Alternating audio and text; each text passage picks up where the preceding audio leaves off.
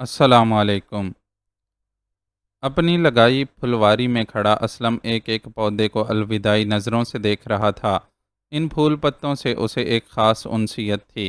یہ اس کی تنہائی کے ساتھی تھے اور انہوں نے اس کے اندر اس گوشے کو سلامت رکھنے میں معاونت کی تھی جو ڈاکو اسلم کے اندر اسلم تنیوں کی باقیات تھا۔ ایک ڈاکو کی حیثیت سے وہ جس صفاکی اور بے رحمی پر مجبور تھا، اس پر اس کے اندر کا اسلم تنیوں روتا رہتا تھا، اور وہ اس روتے بلکتے اسلم تنیوں کو بہلانے کے لیے اس پھلواری میں لے آتا تھا۔ یہاں نظروں کو تسکین دینے والے ان رنگ برنگے پھولوں کے علاوہ وہ مچان بھی تھی جہاں بیٹھ کر کبھی وہ کسی کتاب کا مطالعہ کرتا تھا اور کبھی دوربین کی مدد سے جنگل میں دور تک کا نظارہ۔ اب اسے یہ سب کچھ چھوڑ کر کسی نئی منزل کی طرف جانا تھا کہ یہی حکم یار ٹھہرا تھا۔ مہبانوں نے بہت اچانک اسے شادی کی پیشکش کرتے ہوئے یہ شرط رکھی تھی کہ وہ اس سے شادی اسی صورت میں کرے گی جب وہ اس جنگل سے نکل کر کہیں اور شریفانہ زندگی اختیار کرے گا۔ اس نے مہبانوں کی یہ شرط بنا کسی سوال جواب کے مان لی تھی اور ان شکوک و شبہات کو ذرا خاطر میں نہیں لایا تھا جو اس کے دل میں سر ابھارتے رہے تھے۔ اسے اچھی طرح یاد تھا کہ ابھی کچھ دن قبل ہی مہبانوں نے اس کی محبت کو قبول کرنے سے صاف انکار کرتے ہوئے خود کے کسی اور کی محبت میں گرفتار ہونے کا اعتراف کیا تھا، اور ساتھ ہی یہ دعویٰ بھی کیا تھا کہ وہ جس سے محبت کرتی ہے وہ اسے ملے یا نہ ملے وہ اپنی زندگی اسی کے نام پر گزار دے گی۔ لیکن پھر اچانک ہی اس نے اپنا یہ فیصلہ بدل کر اسے شادی کی پیشکش کرنے کے ساتھ ساتھ یہاں سے نکلنے کی شرط رکھ دی تھی۔ اس مشروط پیشکش نے اس کے دل میں یہ شک پیدا کیا تھا کہ شاید وہ اس قید سے نجات کے لیے اس کی محبت سے فائدہ اٹھانے کی کوشش کر رہی ہے، لیکن وہ اپنے دل و دماغ میں ابھرتے اس شک کو خاطر میں نہیں لایا تھا۔ وہ ایسا ہی دیوانہ عاشق تھا جس کا عشق اسے بنا سوچے سمجھے آگ میں کود جانے پر اکساتا تھا۔ اس نے اپنے اندر پیدا ہونے والے شک کو اس دلیل سے دبا دیا تھا کہ ایک نہ ایک دن تو مجھے تاریک راہوں میں مارا ہی جانا ہے، تو پھر کیا یہ زیادہ بہتر نہیں ہے کہ میں اس کی خاطر کچھ کر گزروں جو مجھے بے حد عزیز ہے۔ ویسے بھی وہ ہمیشہ اس دکھ میں مبتلا رہا تھا کہ اس کی زندگی اس کے اپنے پیاروں کے کام نہیں آ سکی تھی۔ وہ ایک ایسا بے بس بھائی ثابت ہوا تھا جس سے اپنی بہن کی خوشیوں کا بندوبست نہ ہو سکا تھا، اور وہ موت کی آغوش میں پناہ لے بیٹھی تھی۔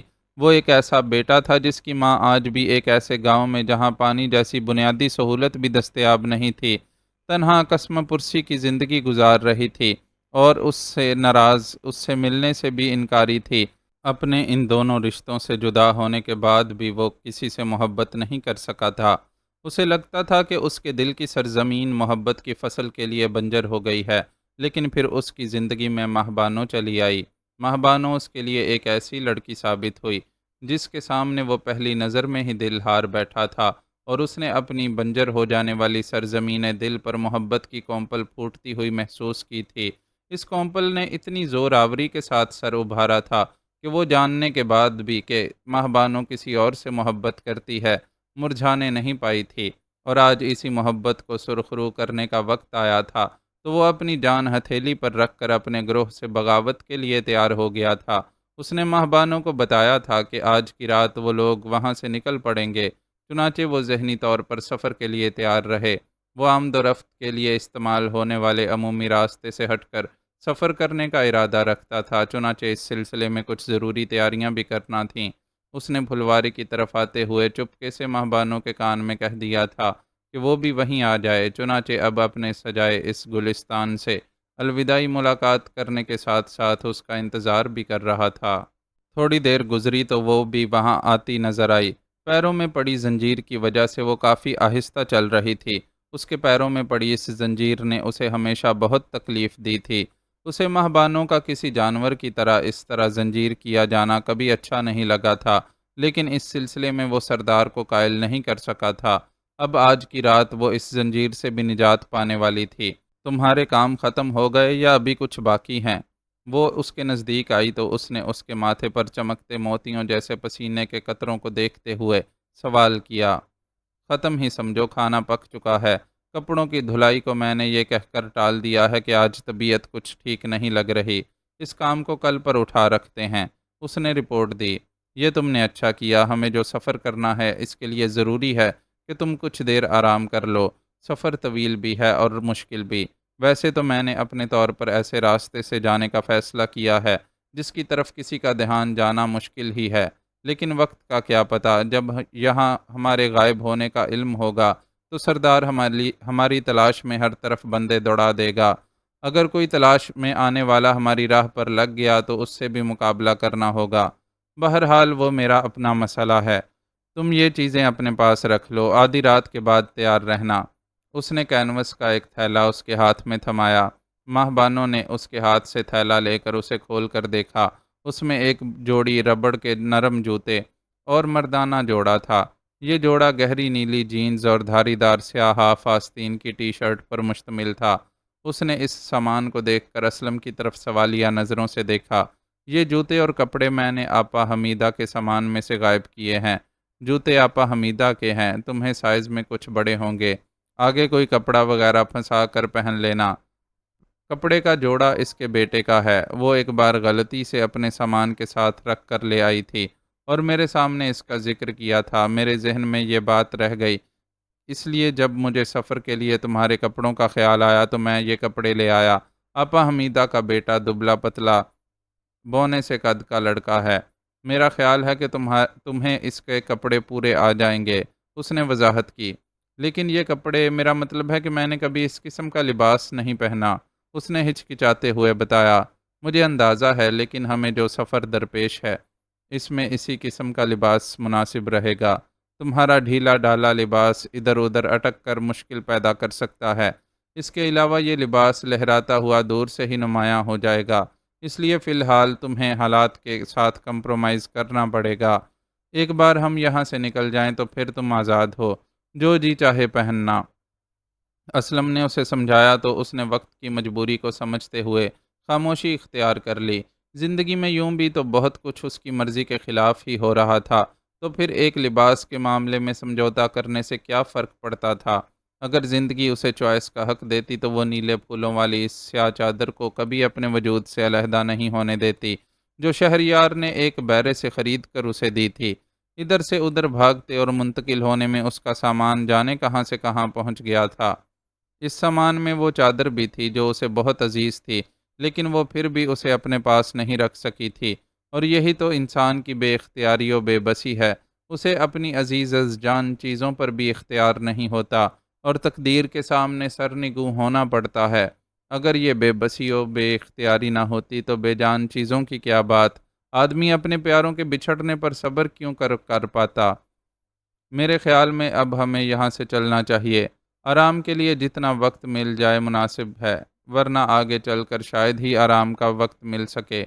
تم اب اپنے جھونپڑے میں جاؤ، میں آدھی رات سے کچھ پہلے تمہارے پاس آؤں گا اور کچھ وقت گزاروں گا، اس کے بعد ہم مناسب وقت پر نکل پڑیں گے۔ میں پہرے داروں کو یہ تاثر دے کر آؤں گا کہ میں تمہارے ساتھ شب گزاری کا ارادہ رکھتا ہوں، اس طرح وہ مشکوک نہیں ہوں گے۔ اسلم نے اسے اپنے منصوبے کی مزید تفصیلات سے آگاہ کیا، جنہیں سن کر اس کا چہرہ شرم سے سرخ پڑ گیا، لیکن وہ خاموش رہی، اعتراض کی کوئی گنجائش ہی نہیں تھی۔ اسلم وہ کر رہا تھا جو بہتر سمجھتا تھا، اسے یہاں آئے ہوئے بہرحال اتنا طویل عرصہ نہیں گزرا تھا کہ وہ ہر بات سے واقف ہوتی۔ ٹھیک ہے، میں تمہیں تیار ملوں گی۔ اس نے اسلم کو رضامندی کا عندیہ دیا اور واپسی کے لیے پلٹتے ہی وہ بری طرح چونکی، اس کی طرف متوجہ اسلم بھی چونک پڑا، اس کی نظروں نے بھی وہ منظر دیکھ لیا جو مہبانوں کے چونکنے کا سبب بنا تھا۔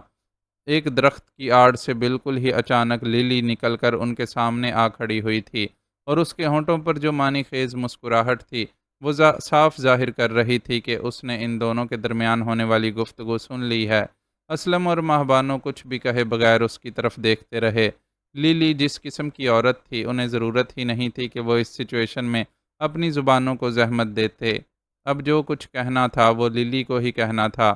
ان کی یہ توقع پوری ہوئی، اور وہ کچھ دیر دور سے ہی ان دونوں کو گھورتے رہنے کے بعد مہبانوں کو ہاتھ سے ایک طرف ہٹاتی ہوئی اسلم کے عین مقابل آ کھڑی ہوئی۔ تو تم یہاں سے جا رہے ہو؟ اسلم کی آنکھوں میں جھانکتے ہوئے اس نے اپنے دونوں ہاتھ کمر پر جما کر پوچھا۔ اسلم خاموش رہا، تصدیق یا تردید کی گنجائش نہیں تھی، لیلی یقیناً سب کچھ سن چکی تھی۔ معلوم نہیں وہ پہلے سے اس جگہ موجود تھی یا مہبانوں کا پیچھا کرتے ہوئے ٹوہ لینے کے لیے آئی تھی۔ چچ اس نے اسلم کی خاموشی سے شہ پاتے ہوئے استہزائیہ انداز اختیار کیا۔ تم دونوں کا تو اس وقت ان ٹین ایجرز جیسا حال لگ رہا ہے جو نئے نئے عشق کے مرض میں مبتلا ہوئے ہوں اور دنیا والوں سے بچ کر اپنی الگ دنیا بسانے کا ارادہ کرتے ہوئے گھر سے بھاگنے کو تیار ہوں، لیکن عین وقت پر دھر لیے جائیں۔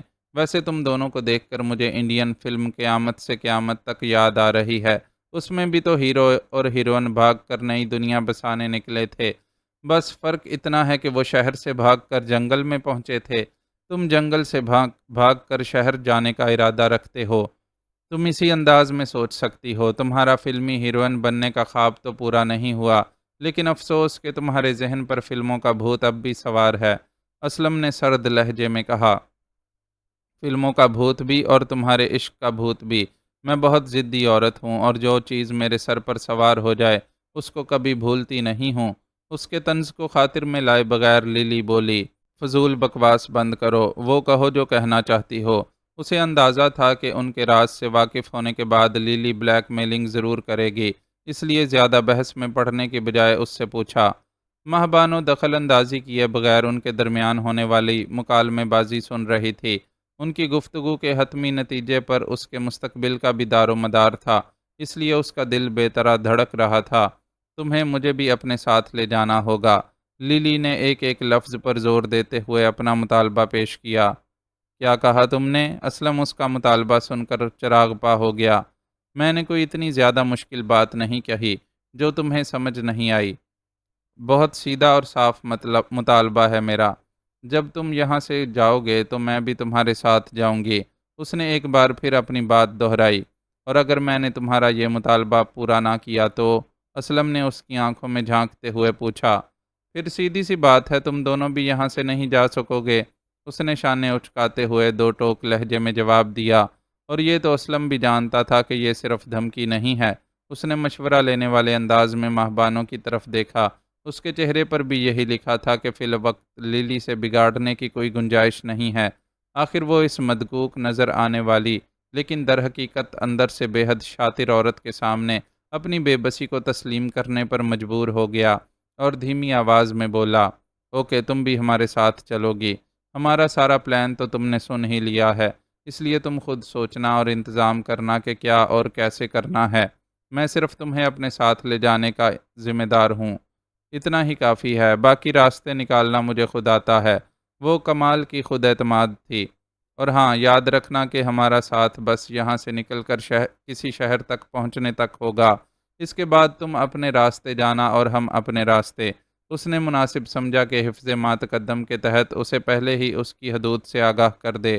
کون کس راستے جاتا ہے اس کا فیصلہ بعد میں ہو جائے گا، تمہیں اس بارے میں سوچ کر ابھی سے اپنی جان ہلکان کرنے کی ضرورت نہیں ہے۔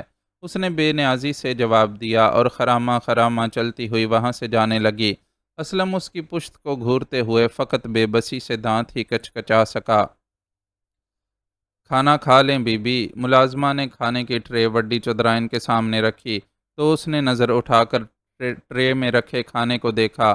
2 عدد موٹی موٹی روٹیوں اور پتلی پانی جیسی بے رونق دال نے بے ساختہ ہی اس وسیع و عریض دسترخوان کی یاد دلائی جس پر ایک وقت میں اتنی اقسام کے کھانے ہوتے تھے کہ بعض اوقات وہ ہر کھانے کو چکھ بھی نہیں پاتی تھی، اور یہاں اس قید خانے میں اسے وہ کھانا فراہم کیا جا رہا تھا جسے کھانا تو دور کی بات اس نے کبھی تصور بھی نہیں کیا تھا کہ اس کے سامنے زندگی میں کبھی کھانے کے نام پر ایسی کوئی چیز بھی رکھی جا سکتی ہے۔ اس سے قبل بھی اس کے لیے کچھ ایسا اسی قسم کا کھانا لایا گیا تھا، بس اس کھانے میں دال کی جگہ آلو کی بھجیا تھی۔ اس نے نخوت سے اس کھانے کو ٹھکرا دیا اور نتیجے میں بھوکی رہی تھی۔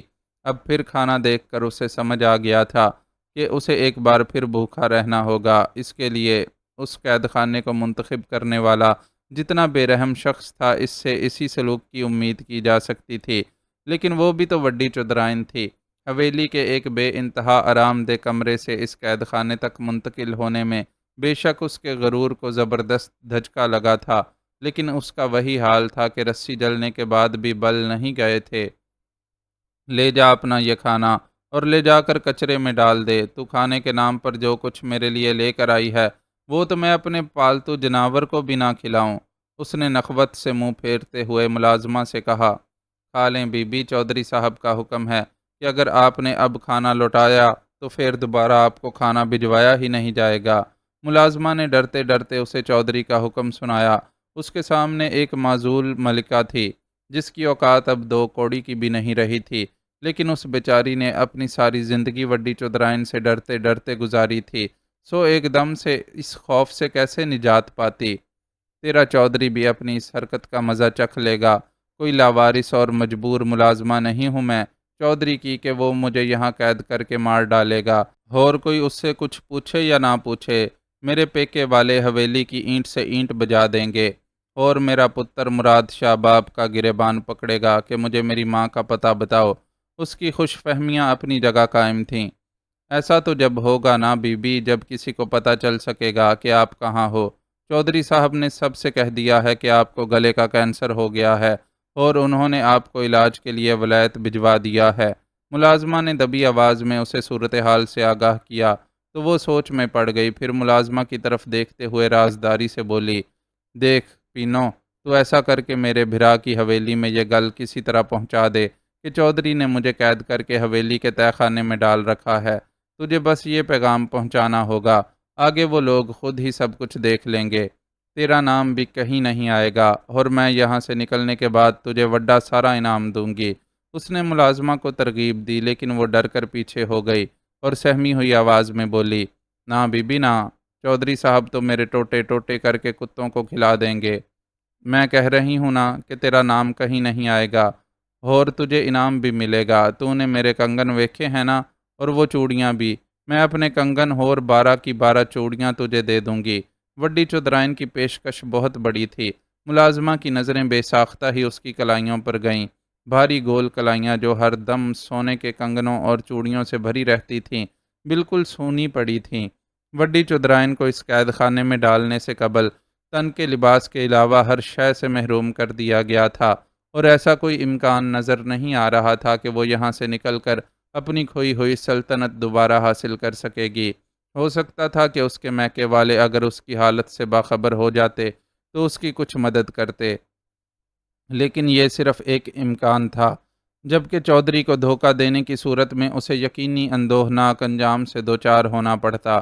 اس کا انجام سوچ کر وہ اندر تک کانپ گئی اور بڑی عاجزی سے ہاتھ جوڑ کر بولی، مجھے معافی دے دیں بی بی، میں آپ کی لونڈی ہوں، لیکن مجھ میں بڑے سرکار سے بغاوت کرنے کی ہمت نہیں ہے۔ ہمت کر لے، چلیے، ہمت کر لے، ہمت کرے گی تو مالا مال ہو جائے گی، ورنہ ادھر تجھے کچھ نہیں ملنے والا۔ چودھری کی چاکری کر کے اس کا نمک حلال کرنے میں تیرے ہاتھ فاقوں کے سوا کچھ نہیں آئے گا۔ ملازمہ کو عقل سکھاتی چودھرائن کو قطعی یاد نہیں تھا کہ اب سے پہلے وہ خود اس قبیل میں شامل تھی جو اپنی تجوریاں بھر کر اپنے زیر دست افراد میں فاقے بانٹ دیتا ہے۔ مینوں معاف کر دو بی بی، میں بہت بزدل ہوں۔ ملازمہ ہاتھ جوڑے جوڑے پیچھے ہٹ گئی۔ اس پر چودھری کی اتنی شدید دہشت طاری تھی کہ کسی قسم کا لالچ اس دہشت پر غالب نہیں آ سکا تھا۔ وڈی چودھرائن نے ملازمہ کی اس بزدلی پر خوب دانت کچکچائے، لیکن اس وقت وہ خود اتنی بے بس تھی کہ ملازمہ کا کچھ نہیں بگاڑ سکتی تھی، البتہ اسے دوبارہ قائل کرنے کی کوشش کی جا سکتی تھی۔ چنانچہ زبردستی لہجے کو نرم کرتے ہوئے بولی، چل ٹھیک ہے، جیسے تیری مرضی، میں کوئی تیرے نال زبردستی تھوڑی کر رہی ہوں۔ وڈی مہربانی بی بی۔ ملازمہ پلٹ کر واپسی کے راستے پر چلی گئی۔ چودھرائن کے کہنے کے باوجود وہ کھانے کی ٹرے اپنے ساتھ واپس نہیں لے گئی تھی، کیونکہ اسے اندازہ تھا کہ چودھری کی طرف سے جو دھمکی دی گئی ہے اس پر عمل بھی ضرور ہوگا۔ لرزتی کانپتی وہ جب تہہ خانے کی سیڑھیاں چڑھ کر اوپر پہنچی تو وہاں منشی اللہ رکھا اس کا منتظر تھا۔ یہ تو نے اچھا کیا کہ لالچ میں نہیں پڑی، ورنہ ادھر سے باہر نکلتے ہی تیری لاش چیل کووں کی دعوت کے کام آتی۔ منشی اللہ رکھا کی بات نے اسے سہما کر رکھ دیا۔ منشی کی اس بات کا یہ مطلب تھا کہ اس نے تہہ خانے میں چودھرائن سے جو کچھ بھی بات کی تھی وہ اس نے کسی ذریعے سے سن لی تھی۔ دل ہی دل میں اپنے لالچ میں نہ پڑنے پر شکر ادا کرتی وہ اپنے راستے چل دی۔ دوسری طرف چودھرائن ابھی تک اکڑی ہوئی بیٹھی تھی اور کھانے کی طرف ہاتھ بھی نہیں بڑھایا تھا۔ ایسا صرف ضد میں کر رہی تھی، ورنہ بھوک کا تو یہ عالم تھا کہ لگتا تھا کوئی اندر بیٹھا آنتوں کو نوچ رہا ہے۔ کبھی ایک وقت کا کھانا بھی نہ چھوڑنے والی کے لیے یہ فاقہ کشی بہت مشکل تھی۔ اس نے تو کبھی رمضان کے روزے بھی نہیں رکھے تھے، تو اس فاقے کو کیسے برداشت کر سکتی تھی؟ بس زبردستی خود پر جبر کیے بیٹھی تہہ خانے کی دیواروں کو تکتی رہی۔ یہ تہہ خانہ اس کے لیے اجنبی نہیں تھا۔ زیادہ عرصہ تو نہیں گزرا تھا جب اس تہہ خانے میں کشور کی ملازمہ خاص رانی کو قید کیا گیا تھا۔ وہ رانی پر تشدد کے سارے ظالمانہ حربے آزما کر اس سے کشور کا پتہ اگلوانے کی کوشش کرتی رہی تھی۔ تہہ خانے کے در و دیوار سے اب بھی رانی کی وہ چیخیں ٹکراتی اور ٹکرا کر گونجتی محسوس ہو رہی تھیں، جو اس کے حلق سے بہیمانہ تشدد کے نتیجے میں نکلی تھیں۔ اسی تہہ خانے میں رانی نے اپنی زندگی کی آخری سانسیں لی تھیں، لیکن اس وقت وڈی چودھرائن کے دل میں ذرا درد نہیں جاگا تھا۔ اسے کسی قسم کی ندامت نہیں ہوئی تھی کہ ایک زندگی سے بھرپور لڑکی یوں دیکھتے ہی دیکھتے موت کی آغوش میں جا سوئی ہے۔ آج وقت خود اسے ان دیواروں کے بیچ لے آیا تھا۔ کل اگر وہ صیاد تھی تو آج اس تہہ خانے کی قیدی، اور زندگی کی ساری بہاریں دیکھ لینے کے باوجود اس قید سے آزاد ہونے کے لیے بری طرح پھڑپھڑا رہی تھی۔ حویلی میں راج کرتے کرتے وہ اچانک اس سیلن زدہ تہہ خانے میں فریدہ کو قتل کرنے کی سازش کے نتیجے میں پھینکی گئی تھی۔ چودھری نے اس سے اس کے جرم کی وضاحت نہیں مانگی تھی، بس براہ راست سزا سنا کر یہاں ڈلوا دیا تھا۔ سازش تیار کرتے ہوئے وہ کبھی گمان بھی نہیں کر سکی تھی کہ معاملہ کھل جانے پر اس کے ساتھ یہ سلوک ہوگا۔ وہ زیادہ سے زیادہ بھی خود کو حویلی کے معاملات سے الگ کر کے خوابگاہ تک محدود کیے جانے کا تصور کر سکتی تھی، لیکن چودھری نے تو کچھ زیادہ ہی غضبناکی کا مظاہرہ کیا تھا۔ شاید وہ اسے باور کروانا چاہتا تھا کہ حویلی میں کسی بھی شخص کو چاہے جتنے بھی اختیارات حاصل ہوں، لیکن حاکم بہرحال وہی ہے، اور ایک جھٹکے میں سارے اختیارات چھین لینے کی طاقت رکھتا ہے۔ مینوں یہاں سے نکلنے دے چودھری، میں تیری ساری چودراہٹ تیری اپنی اولاد کے ہاتھوں نکلوا دوں گی۔ دیواروں کو گھورتے ہوئے وہ غصے سے بڑبڑائی اور اپنی نظروں کا زاویہ اس ٹرے پر مرکوز کر لیا جس میں اس کے لیے آیا ہوا کھانا رکھا تھا۔ کھانے کو دیکھ کر اس کے چہرے پر موجود نفرت بھرے تاثرات میں مزید اضافہ ہوا۔ یہ کھانا چودھری کی کمینگی کا بھرپور اظہار تھا۔ وہ ایک بار پھر دانت کچکچانے لگی اور ٹرے کی طرف سے منہ پھیر لیا، لیکن آخر کب تک؟ ہر شخص کی برداشت کی ایک حد ہوتی ہے، اور اس کی برداشت کی حدیں تو ویسے بھی بہت محدود تھیں۔ کھا کھا کر چربیلا ہو جانے والا جسم بھوک کی سختی کو زیادہ دیر برداشت کرنے کی سکت نہیں رکھتا تھا۔ وہ اپنے لیے فرش پر بچھائی گئی چٹائی پر نڈھال سی لیٹ گئی۔ اسے بالکل ایسا لگ رہا تھا کہ اس کے ہاتھ پیروں سے جان نکلتی جا رہی ہے۔ اس کیفیت میں لمحہ بلمحہ شدت آتی جا رہی تھی۔ آخر کار اس کی ضد ٹوٹ گئی اور وہ کوہنیاں ٹکا کر اپنے بھاری بدن کو اٹھا کر بیٹھی۔ بیٹھنے کے بعد اس نے خود کو کھانے کی ٹرے کی طرف کھسکایا اور پھر ہاتھ بڑھا کر ٹرے اپنی طرف سرکا لی۔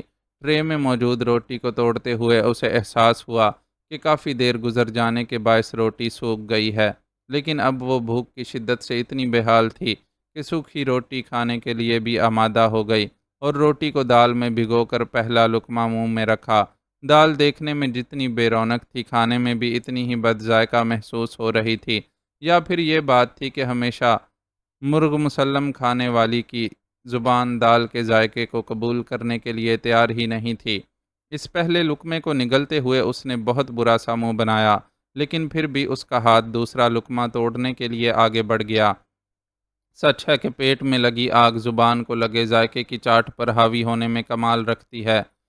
دوسروں کو دانے دانے کو ترسانے والی آج خود پیٹ کی آگ سے مجبور ہو کر ایک نہایت ناپسندیدہ کھانا تناول کر رہی تھی۔ ایک روٹی سے کچھ اوپر کھا کر یہ آگ ذرا سرد پڑی تو اس نے سکون کا سانس لیا، اور ٹرے ذرا پرے سرکا کر دوبارہ چٹائی پر ڈھیر ہو گئی۔ کھانے کے بعد اسے شدت کی پیاس بھی محسوس ہونے لگی تھی۔ پانی کمرے کے ایک کونے میں رکھے مٹی کے گھڑے میں موجود تھا، لیکن ساری عمر ہل کر پانی نہ پینے والی کو اس گھڑے تک جا کر پانی پینا سخت دشوار محسوس ہو رہا تھا۔ آخر کار بھوک کی طرح پیاس کی شدت نے بھی اسے زیر کر دیا، اور اپنی ہڈ حرامی کے باوجود اسے اٹھ کر پانی پینے کے لیے جانا پڑا۔ ایک ساتھ 2 گلاس پانی چڑھا کر وہ واپس چٹائی پر آ کر لیٹی تو پیٹ کی حالت عجیب ہو رہی تھی، اور اس میں سے گڑ گڑ کی آوازیں آ رہی تھیں۔ آہستہ آہستہ ان آوازوں نے شدت اختیار کر لی اور وہ اپنے پیٹ میں درد کی لہریں سی اٹھتی محسوس کرنے لگی۔ ہمیشہ ترنے والا کھانے والی کو سوکھی روٹی اور دال ہضم نہیں ہو سکی تھی اور درد سے بے طرح تڑپتی ہوئی چیخیں مارنے لگی۔ تہہ خانے کے در و دیوار نے بہت کم مدت میں مکافات عمل کی ایک چھوٹی سی مثال دیکھی تھی۔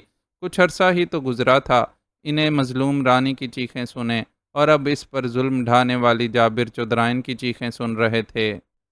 وہ جیپ طوفانی رفتار سے سڑک پر دوڑی جا رہی تھی۔ اسی رفتار سے چلتی جب وہ آبادی میں داخل ہوئی تو راہ چلتے لوگ خود کو بچانے کے لیے گھبرا گھبرا کر ایک طرف ہونے لگے۔ ان میں سے کچھ ایسے بھی تھے جنہوں نے زیر لب یا بآواز بلند بھی جیپ والوں کو گالیوں سے نوازا، لیکن جیپ سواروں کو فی الحال ان کی فکر نہیں تھی۔ وہ بہت دور سے آئے تھے اور کسی راہگیر سے الجھنے کے بجائے سیدھے اس مقام تک پہنچنا چاہتے تھے جہاں ان کا اصل شکار موجود تھا۔ ان کا رخ ایک ہسپتال کی طرف تھا۔ جوں جوں ہسپتال کی عمارت نزدیک آتی جا رہی تھی ان کے جوش و خروش میں اضافہ ہوتا جا رہا تھا۔ اسی وقت جیپ میں ایک موبائل فون کی گھنٹی کی آواز گونجی۔ اس گھنٹی کو سن کر ایک شخص نے پھرتی سے اپنی جیب میں سے موبائل نکالا اور کال ریسیو کی۔ سلام منشی جی، نمبر وہ دیکھ چکا تھا اس لیے کال ریسیو کرتے ہی سلام جھاڑا۔ کیا رپورٹ ہے شیدے؟ اس کے سلام کو نظر انداز کرتے ہوئے منشی نے سوال کیا۔ جب سے بالا جگو کے آدمیوں کے ہاتھوں بری طرح ٹوٹ پھوٹ کا شکار ہونے کے بعد چارپائی سے لگا تھا، شیدہ چودھری کی ناک کا بال ہو گیا تھا۔ نئی نئی ہونے والی اس ترقی پر نازاں اسے ذرا احساس نہیں تھا کہ وہ جس مقام کو پا کر اتنا خوش ہے، کبھی اس مقام پر بالا بھی رہا تھا اور آج بالے کا کوئی پرسان حال نہیں تھا۔ وہ جب تک چودھری کے کام کے لائق تھا چودھری اسے نوازتا رہا، اور اب ناکارہ ہو کر چارپائی سے لگا تھا تو کوئی اسے پوچھنے والا نہیں تھا۔ اگر شیدہ ناکارہ ہو جاتا تو چودھری اس کے ساتھ بھی یہی سلوک کرتا اور کسی استعمال شدہ ٹیشو پیپر کی طرح پھینک دیتا، لیکن فی الحال شیدہ اس بات کو سمجھنے کے لیے تیار نہیں تھا۔ ہم لوگ بس پہنچ چکے ہیں۔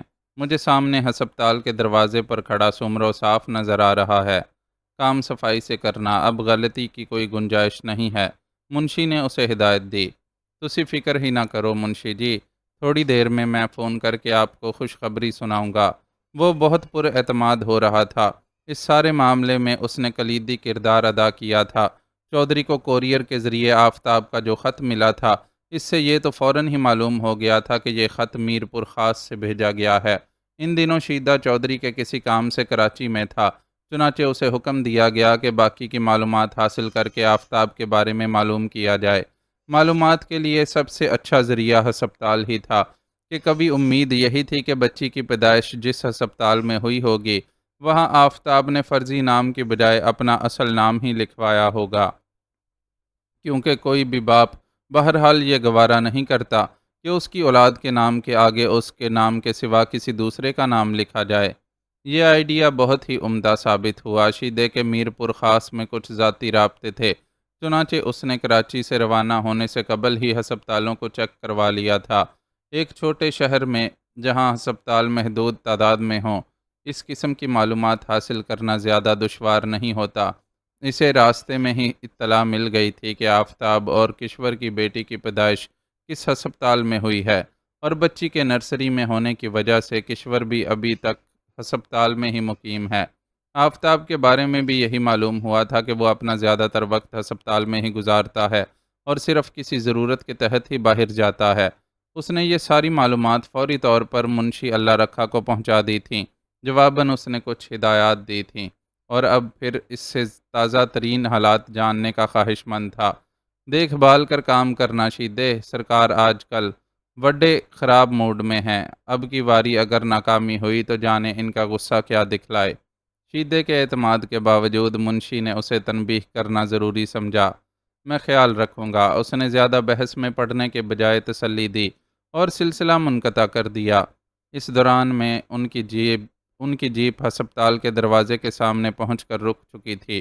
جیپ کو رکتے دیکھ کر سامنے کھڑا سمرو فوراً لپک کر نزدیک آیا۔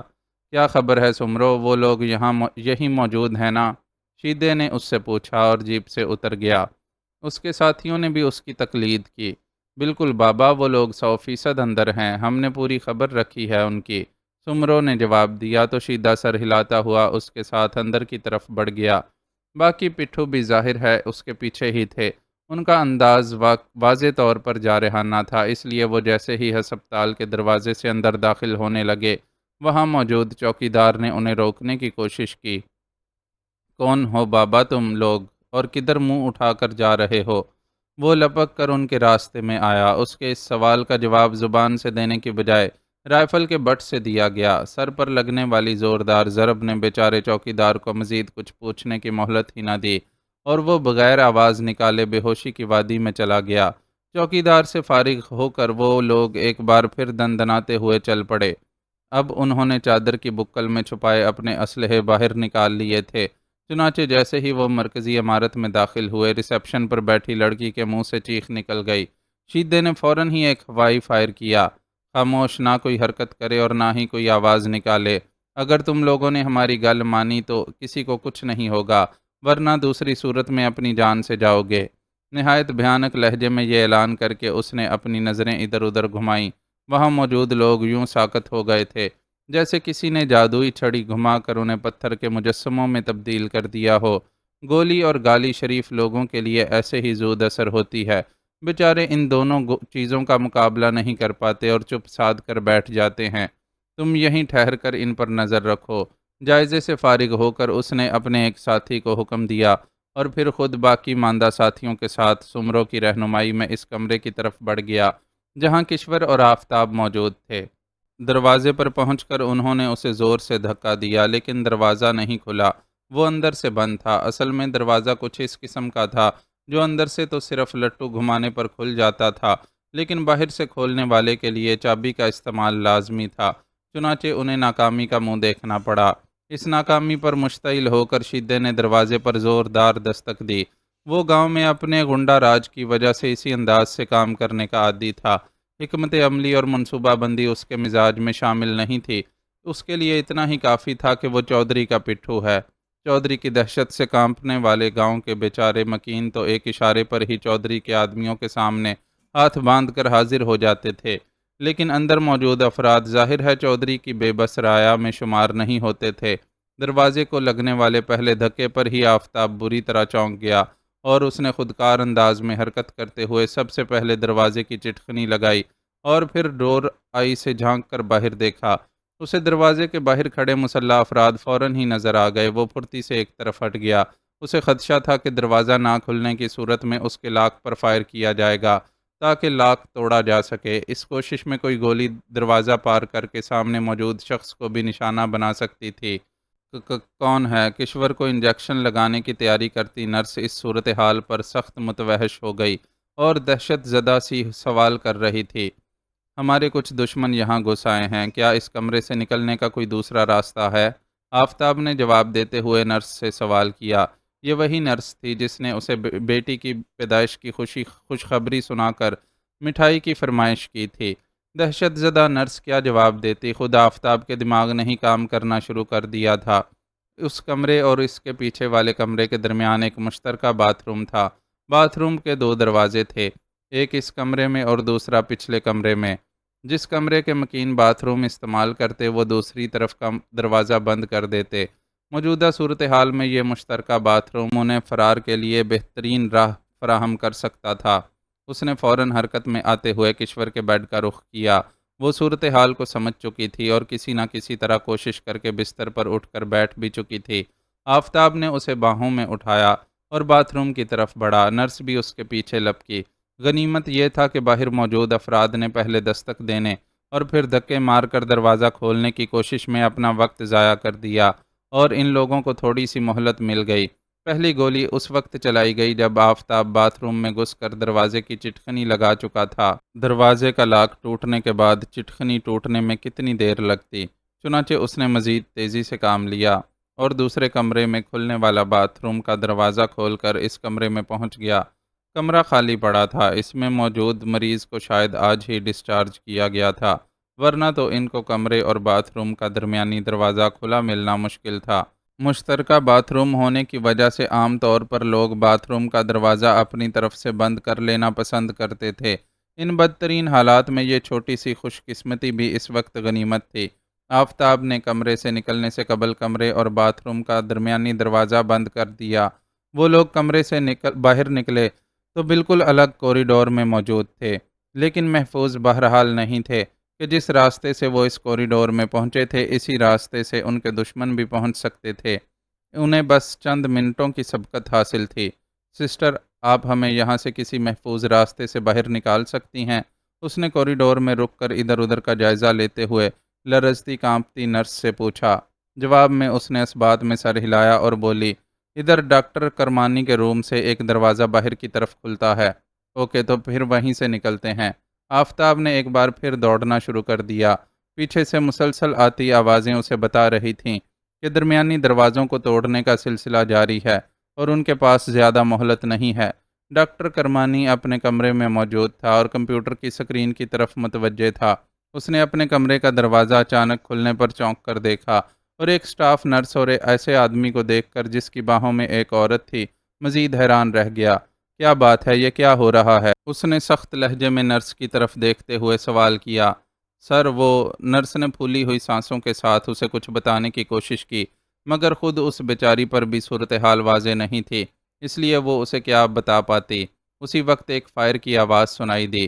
Sister please help me, doctor Kirmani کے کمرے کے دروازے کی بھی چٹکنی چڑھا کر آفتاب نے التجائیہ لہجے میں نرس سے کہا تو وہ اسے نظر انداز نہیں کر سکی اور خود آگے بڑھ کر وہ دوسرا دروازہ کھول دیا جو ایک کھلے احاطے میں کھلتا تھا۔ سوری ڈاکٹر، آفتاب حیران پریشان ڈاکٹر سے کہتا ہوا تیزی سے نرس کے پیچھے باہر نکل گیا۔ ان کے پاس اس دروازے کو باہر سے بند کرنے کی کوئی صورت نہیں تھی، ورنہ وہ اسے بھی بند کرتے ہوئے جاتے۔ ادھر سٹاف کے کوارٹرز ہیں، میں بھی وہیں رہتی ہوں، نرس نے اشارے سے بتایا تو وہ اسی طرف دوڑ پڑا۔ ہمدرد نرس اس کے ساتھ ساتھ تھی۔ وہ قطار سے بنے کوارٹرز کے سامنے سے گزرتے ہوئے ایک ایسے کوارٹر کے سامنے پہنچے جس کے دروازے کے آگے سفید رنگ کی سزوکی مہران کھڑی تھی۔ نرس نے انہیں وہیں رکنے کا اشارہ کیا اور خود دروازے پر دستک دی۔ دستک کافی بلند تھی۔ کون؟ جواب میں اندر سے ایک نسوانی آواز نے پوچھا۔ دروازہ کھولو نازیہ، میں ہوں شبانہ، نرس نے جواب دیا۔ تم تو ایسے دروازہ بجا رہی ہو جیسے تمہارے پیچھے کتے لگے ہیں۔ نازیہ نے بولتے ہوئے دروازہ کھول دیا اور پھر اس کے پیچھے اس حالت میں کھڑے ہوئے آفتاب کو دیکھ کر کہ اس نے کشور کو اپنے بازوؤں میں اٹھایا ہوا تھا گنگ رہ گئی۔ اندر آ جائیں، نازیہ نامی اس لڑکی کو ہاتھ سے ایک طرف ہٹاتے ہوئے نرس شبانہ نے آفتاب سے کہا اور پھر اس کے اندر آتے ہی فوراً دروازہ بند کر لیا۔ یہ ایک چھوٹا سا کوارٹر تھا جو بیڈ روم اور نسبتاً بڑے لاؤنج پر مشتمل تھا۔ باتھ روم اور کچن کے دروازے اسی لاؤنج میں کھل رہے تھے۔ یہاں ایک 17 انچ کا کلر ٹی وی بھی رکھا ہوا تھا جس کے عین مقابل ایک آرام دہ کاؤچ پڑا تھا۔ ٹی وی آن تھا اور اس پر کوئی نیوز چینل لگا ہوا تھا۔ ان لوگوں کی آمد سے قبل یقیناً نازیہ کاؤچ پر بیٹھی خبریں دیکھ رہی تھی۔ آفتاب نے کشور کو اسی کاؤچ پر لٹا دیا۔ ایک تو ذہنی پریشانی، دوسرے وزن اٹھا کر بھاگنا۔ وہ بیچارہ پسینہ پسینہ ہو گیا تھا، لیکن مجبوری یہ تھی کہ کشور آپریشن سے بچی کی پیدائش ہونے کی وجہ سے اس وقت بھاگ دوڑ کرنے کے لائق نہیں تھی، چنانچہ اسے یہ طریقہ کار استعمال کرنا پڑا۔ کشور کو کاؤچ پر لٹانے کے بعد وہ خود بھی نیچے فرش پر پڑے کارپٹ پر بیٹھ گیا اور گہرے گہرے سانس لینے لگا۔ صورتحال کو پوری طرح نہ سمجھنے کے باوجود نازیہ نے پھرتی کا مظاہرہ کیا اور ایک طرف رکھے فریج سے ٹھنڈے پانی کی بوتل نکال کر لے آئی۔ تھینک یو، آفتاب نے اس کے ہاتھ سے پانی کا گلاس لیتے ہوئے ممنونیت سے کہا اور پھر بہت زیادہ حلق خشک ہونے کے باوجود ٹھہر ٹھہر کر گھونٹ گھونٹ پانی پینے لگا۔ نازیہ نے کشور اور نرس شبانہ کو بھی پانی سے بھرے گلاس تھما دیے تھے۔ یہ میری کزن نازیہ ہے، جام شورو یونیورسٹی میں بوٹنی پڑھاتی ہے، مجھ سے ملنے یہاں آئی ہوئی تھی۔ تھوڑی دیر بعد یہاں سے روانہ ہو جانا ہے۔ اگر موجودہ سچویشن نہیں ہوتی تب بھی میں آپ کی مسز کو انجیکشن لگانے کے بعد اسے رخصت کرنے یہاں آتی۔ پانی پینے کے بعد نرس شبانہ نے اپنے کوارٹر میں موجود لڑکی کا تعارف کروایا۔ باہر جو گاڑی کھڑی ہے انہی کی ہے؟ آفتاب نے سوال کیا۔ ہاں، یہ پبلک ٹرانسپورٹ کی بجائے اپنی ذاتی سواری پر ہی آنا جانا پسند کرتی ہے، شبانہ نے جواب دیا اور پھر چونک کر بولی، آپ لوگ ایسا کریں کہ نازیہ کے ساتھ یہاں سے نکل جائیں، یہ حیدرآباد جاتے ہوئے آپ کو جہاں آپ کہیں گے ڈراپ کر دے گی۔ مشورہ تو اچھا ہے، آفتاب نے اس سے اتفاق کیا۔ دشمن کی یہاں تک رسائی کے بعد اس کے لیے یہ اندازہ کرنا مشکل نہیں تھا کہ اب اس چھوٹے سے شہر میں ان کا چھپنا ممکن نہیں ہے اور انہیں رخت سفر باندھنا پڑے گا۔ میری بچی آفتاب، میری امید۔ ترتیب پاتے اس پروگرام کو سن کر کشور نے اپنی نومولود بیٹی کی یاد دلائی۔ آپ کی بچی نرسری میں حفاظت سے ہوگی، فی الحال آپ لوگ یہاں سے نکل جائیں اور میرا فون نمبر ساتھ لے جائیں، کسی محفوظ جگہ پہنچ کر آپ مجھ سے رابطہ کیجیے گا، میں آپ کی بچی کو آپ تک پہنچا دوں گی۔ شبانہ نے تجویز پیش کی جو موجودہ حالات میں مناسب معلوم ہو رہی تھی، لیکن کشور ایک ماں تھی، اس کے لیے اپنی بچی کو یوں چھوڑ کر جانا آسان نہیں تھا۔ وہ بری طرح رونے لگی۔ آپ روئیں نہیں، میں امید کو لانے کی کوشش کرتا ہوں۔ اس کے آنسوؤں نے حسب معمول آفتاب کو بے قرار کر دیا اور وہ فوراً اپنی جگہ سے کھڑا ہو گیا۔ نہیں، باہر آپ کے لیے خطرہ ہوگا۔ کشور نے جھٹ سے اس کا ہاتھ تھام کر اسے باہر جانے سے روک لیا۔ اگر بیٹی عزیز تھی تو شوہر بھی کم محبوب نہیں تھا۔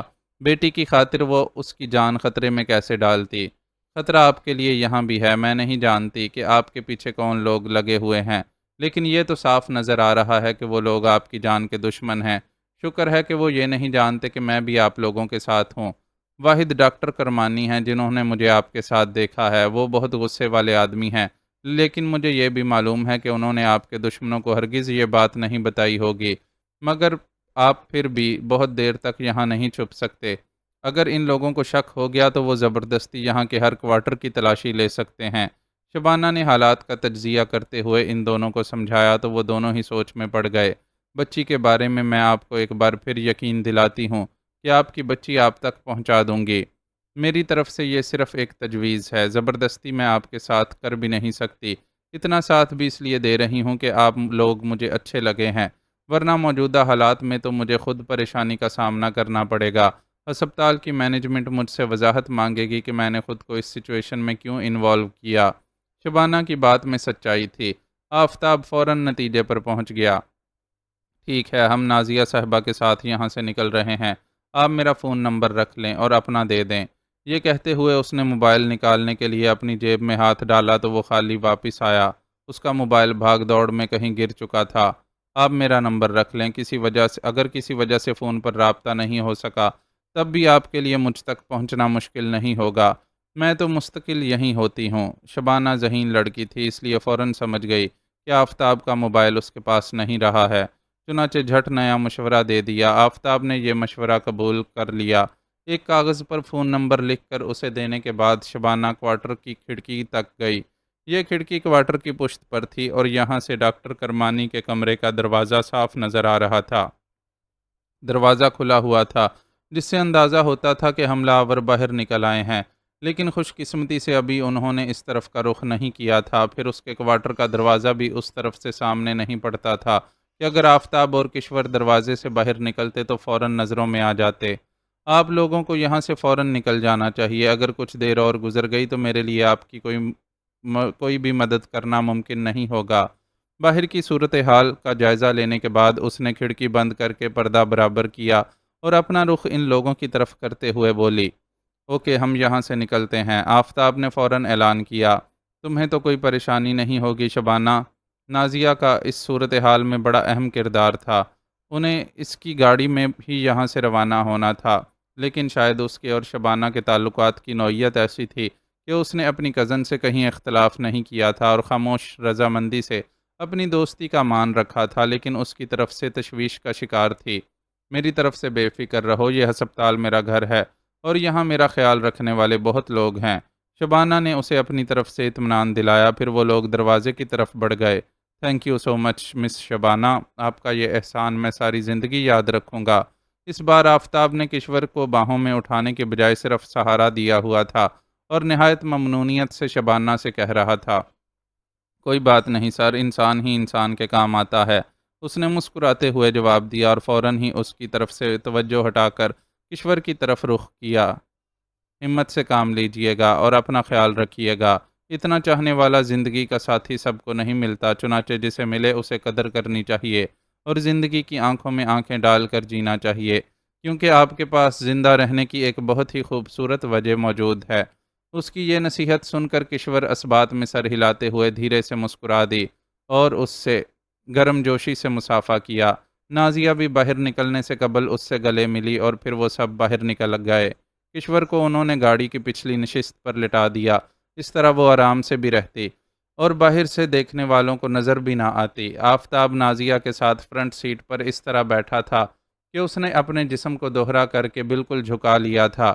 اب نازیہ گاڑی لے کر نکلتی تو دور سے دیکھنے والوں کو یہی تاثر ملتا کہ وہ اکیلی گاڑی میں جا رہی ہے۔ گاڑی حرکت میں آئی تو شبانہ نے الوداعی انداز میں ہاتھ اٹھا کر ہلایا اور اس وقت تک ہلاتی رہی جب تک گاڑی اس کی نظروں سے اوجھل نہیں ہو گئی۔ گاڑی کے نظروں سے اوجھل ہونے کے بعد وہ اپنے کوارٹر میں آئی اور دروازہ بند کر کے اس سے پشت لگا کر کھڑی ہو گئی۔ اس پل اس کی دائیں آنکھ سے آنسو کا ایک قطرہ ٹپکا۔ یہ قطرہ اس خاموش محبت کا گواہ تھا جو ایک اجنبی کے لیے اس کے دل میں جاگی تھی اور اظہار کی جرت نہ پا سکی تھی کہ وہ شخص تو پہلے ہی پور کسی اور کا تھا، ورنہ اس پل جب آفتاب نے کہا تھا کہ میں آپ کا یہ احسان زندگی بھر نہیں بھولوں گا، اس کا دل چاہا تھا کہ اس سے کہے کہ اور میں آپ کو زندگی بھر نہیں بھول سکوں گی، لیکن محبت کے معاملات ہوتے ہی دنیا کے ہر معاملے سے انوکھے ہیں۔ بڑی بڑی سمندر جیسی گہری محبتیں اظہار کے چند لفظوں سے محروم رہ جاتی ہیں، اور شاید محبت کو اس کی حاجت ہوتی بھی نہیں ہے۔ شیدہ شدید غصے اور پریشانی کا شکار تھا۔ جس کام کو وہ بہت آسان سمجھ رہا تھا اسے سر انجام دینے میں بری طرح ناکام رہا تھا۔ کشور اور آفتاب کا پتہ مل جانے پر اس نے تو یہی سوچا تھا کہ بس سیدھا وہاں پہنچے گا اور بندوق کے بل پر دونوں کو قابو کر کے اپنے ساتھ لے آئے گا، لیکن اسے تو ان دونوں کی شکل بھی دیکھنے کو نہیں ملی۔ وہ کمرے کے بند دروازے کے پیچھے سے ایسے غائب ہوئے تھے کہ وہ بس ان کی آہٹوں کے پیچھے ہی بھاگتا رہ گیا۔ کشور کے کمرے اور دونوں کمروں کے مشترکہ باتھ روم کے دروازے کھولنے میں انہیں کچھ وقت لگا تھا۔ اس کے بعد وہ جب پچھلے کمرے سے گزر کر کوریڈور میں پہنچے تو فوری طور پر اندازہ نہیں لگا سکے کہ ان کا شکار کس طرف گیا ہے۔ کوریڈور میں بہت سے کمروں کے دروازے کھل رہے تھے۔ وہ لوگ ایک ایک کر کے ہر کمرے کو دیکھتے آگے بڑھتے رہے۔ سب سے آخر میں ڈاکٹر کرمانی کے کمرے کا دروازہ تھا۔ انہوں نے اس دروازے کو کھولنے کی کوشش کی تو وہ اندر سے بند ملا۔ وہ لوگ سمجھ گئے کہ ان کا شکار اسی کمرے میں ہے۔ دروازے کے لاک کو گولی سے اڑانے کے بعد وہ اندر لگی چٹخنی گرانے کے لیے اس پر زور آزمائی کرنے لگے۔ ان کی کامیابی سے پہلے دروازہ خود ہی کھل گیا اور ایک ادھیڑ عمر آدمی کا غصے بھرا چہرہ نظر آیا۔ کون ہو تم لوگ اور یہ کیا بدتمیزی ہے؟ ان کے ہاتھوں میں موجود اسلحے کو خاطر میں لائے بغیر اس نے غصیلے لہجے میں پوچھا۔ شیدہ اس کے سوال کا جواب دینے کی بجائے اسے دھکیلتا ہوا کمرے میں گھس گیا۔ پیچھے اس کے چیلے بھی تھے، لیکن خلاف توقع کمرہ خالی تھا۔ کہاں ہیں وہ دونوں؟ وہ ڈاکٹر کرمانی کی طرف منہ کر کے گررایا۔ چلے گئے، ڈاکٹر نے اپنی کرسی پر بیٹھتے ہوئے اطمینان سے جواب دیا۔ کہاں چلے گئے؟ اس نے پوچھا۔ آئی ڈونٹ نو، انہوں نے مجھے بتایا نہیں تھا۔ ڈاکٹر کرمانی جو کچھ سنکی سا آدمی تھا اسی اطمینان سے بولا۔ دروازہ کھولتے وقت اس کے چہرے پر جو غصہ تھا اب اس کا نام و نشان بھی نظر نہیں آ رہا تھا اور یوں لگ رہا تھا کہ وہ اس صورتحال کو انجوائے کر رہا ہے۔ استاد، اس طرف ایک دروازہ اور ہے، لگتا ہے وہ لوگ اس دروازے سے باہر نکل گئے ہیں۔ شیدے کا ایک ساتھی وہ دروازہ دریافت کر کے چلایا جو کھڑکیاں اور دروازوں پر پڑے بڑے سے مشترکہ پردے کی وجہ سے فوراً نظر میں نہیں آیا تھا۔ دروازہ کھولا گیا تو سامنے کھلا ایریا نظر آیا اور ساتھ ہی یہ بات یقینی ہو گئی کہ فرار ہونے والے اسی راستے سے گئے ہیں۔ مین گیٹ کی طرف دیکھو، شیدے نے چیخ کر اپنے ساتھیوں کو حکم دیا۔ ایک تو وہ اتنا ذہین نہیں تھا، دوسرے اسے یہ بھی علم نہیں تھا کہ وہ جن لوگوں کے پیچھے ہے انہیں کسی نرس کا تعاون بھی حاصل ہے۔ اس لیے وہ یہی سوچ سکا تھا کہ وہ لوگ مین گیٹ سے گزر کر ہسپتال سے فرار ہونے کی کوشش کریں گے۔ وہ لوگ مین گیٹ تک پہنچے ہی تھے کہ پولیس کی گاڑیوں کے سائرن سنائی دینے لگے۔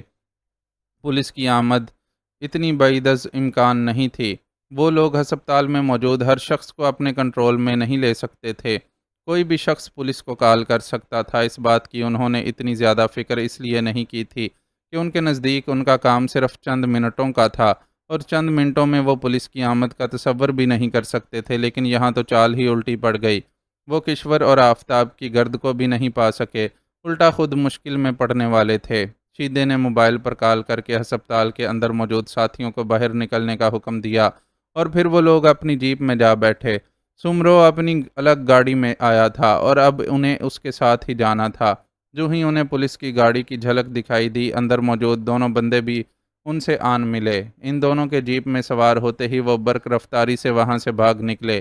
ان حالات میں ان کا دھیان اس سفید سوزوکی مہران کی طرف جانا ممکن ہی نہیں تھا جسے ایک لڑکی ڈرائیو کر رہی تھی۔ بہت برا ہوا سمرو، بہت ہی برا۔ اس ناکامی پر تو چودھری صاحب میرے ٹوٹے ٹوٹے کر ڈالیں گے۔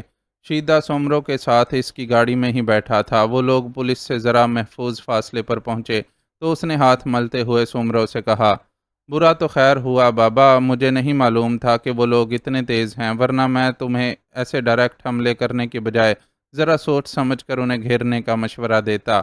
سومرو نے جواب دیا، کوئی صورت نکالو سمرو، سوچو کہ وہ ہسپتال سے نکل کر کدھر جا سکتے ہیں۔ اس شہر میں ان کا کوئی ٹھکانہ تو ہوگا۔ شیدے کو اپنی جان کے لالے پڑے تھے، چنانچہ وہ اپنے بچاؤ کی تدبیریں سوچ رہا تھا۔ ہسپتال کے ریکارڈ سے میں نے اس گھر کا پتہ نکلوا لیا تھا جدھر آج کل وہ لوگ رہ رہے تھے۔ ادھر چیک کر لیتے ہیں، لیکن اگر وہ اتنے ہوشیار ہیں تو مشکل ہے کہ واپس گھر کا رخ کریں۔ وہ سب سے پہلے شہر سے نکلنے کی کوشش کریں گے۔ سمرو نے اسے بتاتے ہوئے خیال آرائی کی۔ وہ ایسا نہیں کر سکتے سمرو، تم نے بتایا تھا نا کہ ان کی بچی ہسپتال کی نرسری میں ہے۔ وہ ابھی جان بچا کر بھاگے ہیں، لیکن بچی کو لینے کے لیے تو واپس آئیں گے۔ اگر کسی طرح وہ بچی ہمیں مل جائے تو اس کے ذریعے ہم انہیں قابو کر سکتے ہیں۔ شیدے کے دماغ نے بھی اب کام کرنا شروع کر دیا تھا۔ بچی کا مسئلہ نہیں ہے، میں اسے ہسپتال سے نکلوا سکتا ہوں، لیکن اس کے لیے رقم خرچ کرنی پڑے گی۔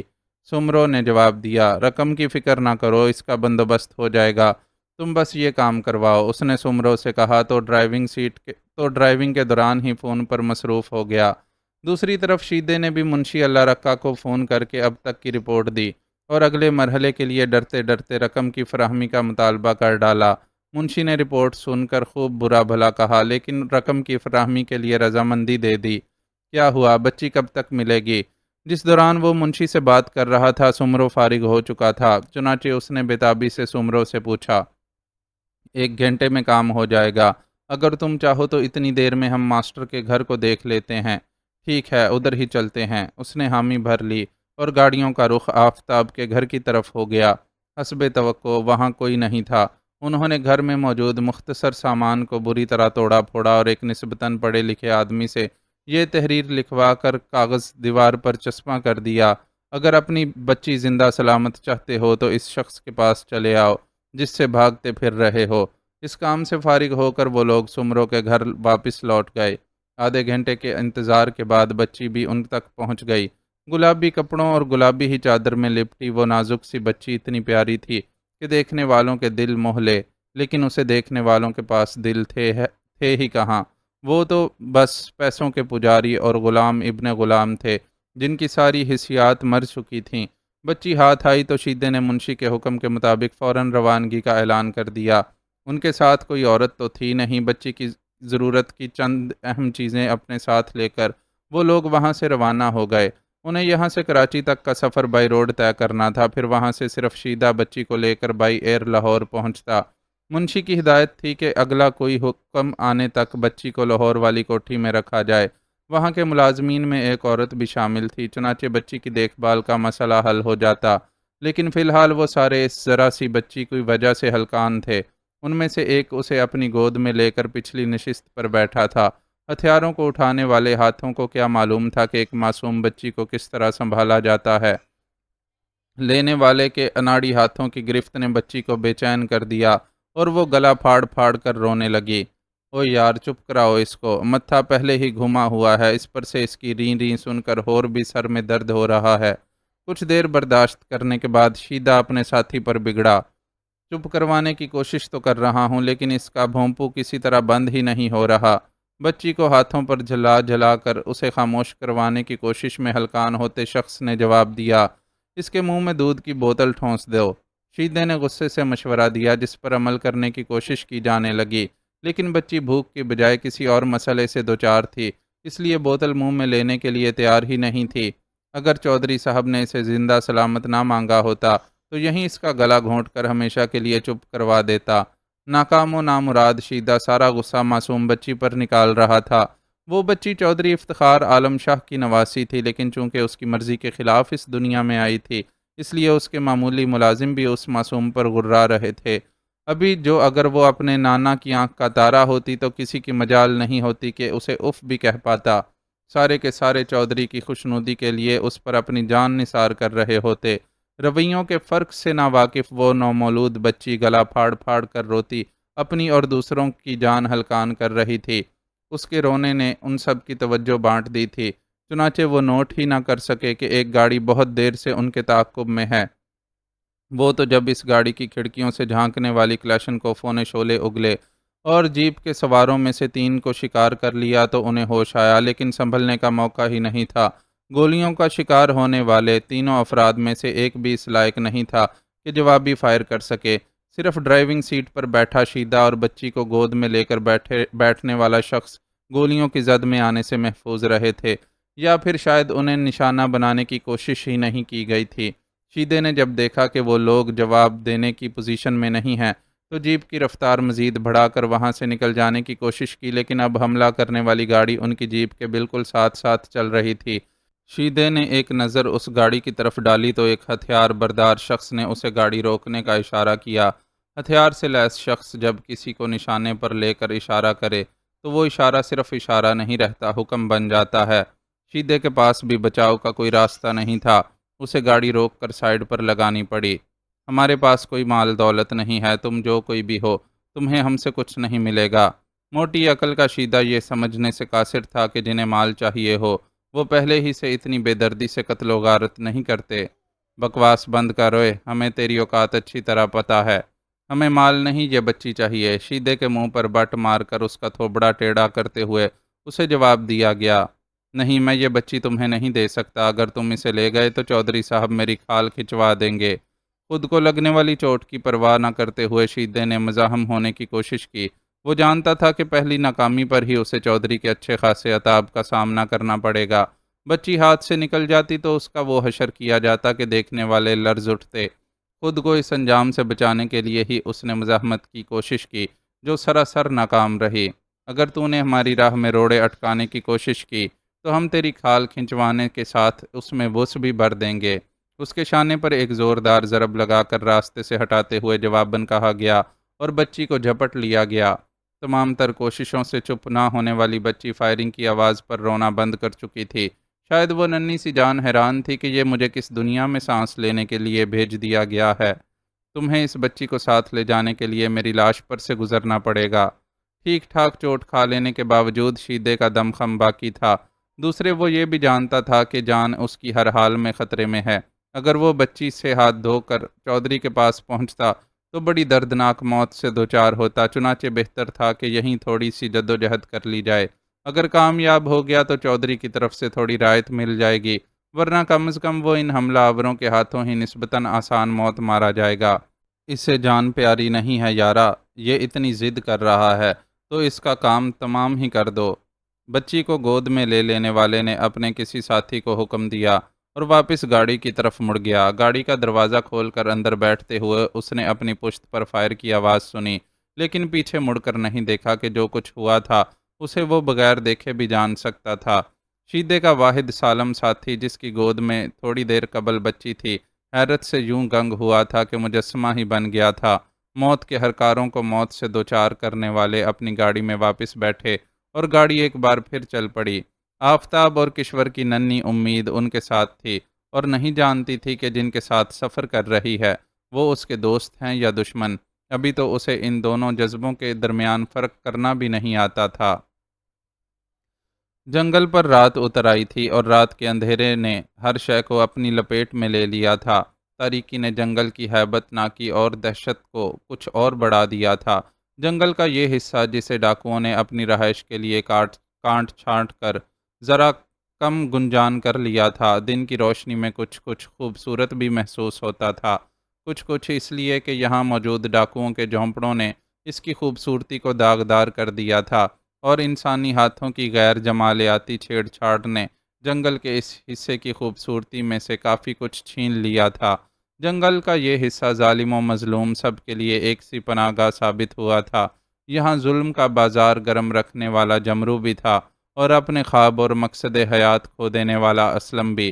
باہر سے دیکھنے والا ان دونوں میں فرق محسوس نہیں کر سکتا تھا، لیکن دونوں میں فرق تو تھا۔ جب ہی آج اسلم اس جگہ کو چھوڑنے کے لیے تیار ہو گیا تھا، طے کردہ پروگرام کے تحت وہ آدھی رات کے قریب اپنے جھونپڑے سے نکلا باہر نکل کر اس نے ارد گرد کا جائزہ لیا۔ آسمان پر چمکتے چاند نے بھی ابھی اپنی عمر کی کچھ منزلیں ہی طے کی تھیں، اس لیے آدھا ادھورا تھا اور شاعری کے کسی بھی استعارے و تمثیل میں استعمال نہیں کیا جا سکتا تھا۔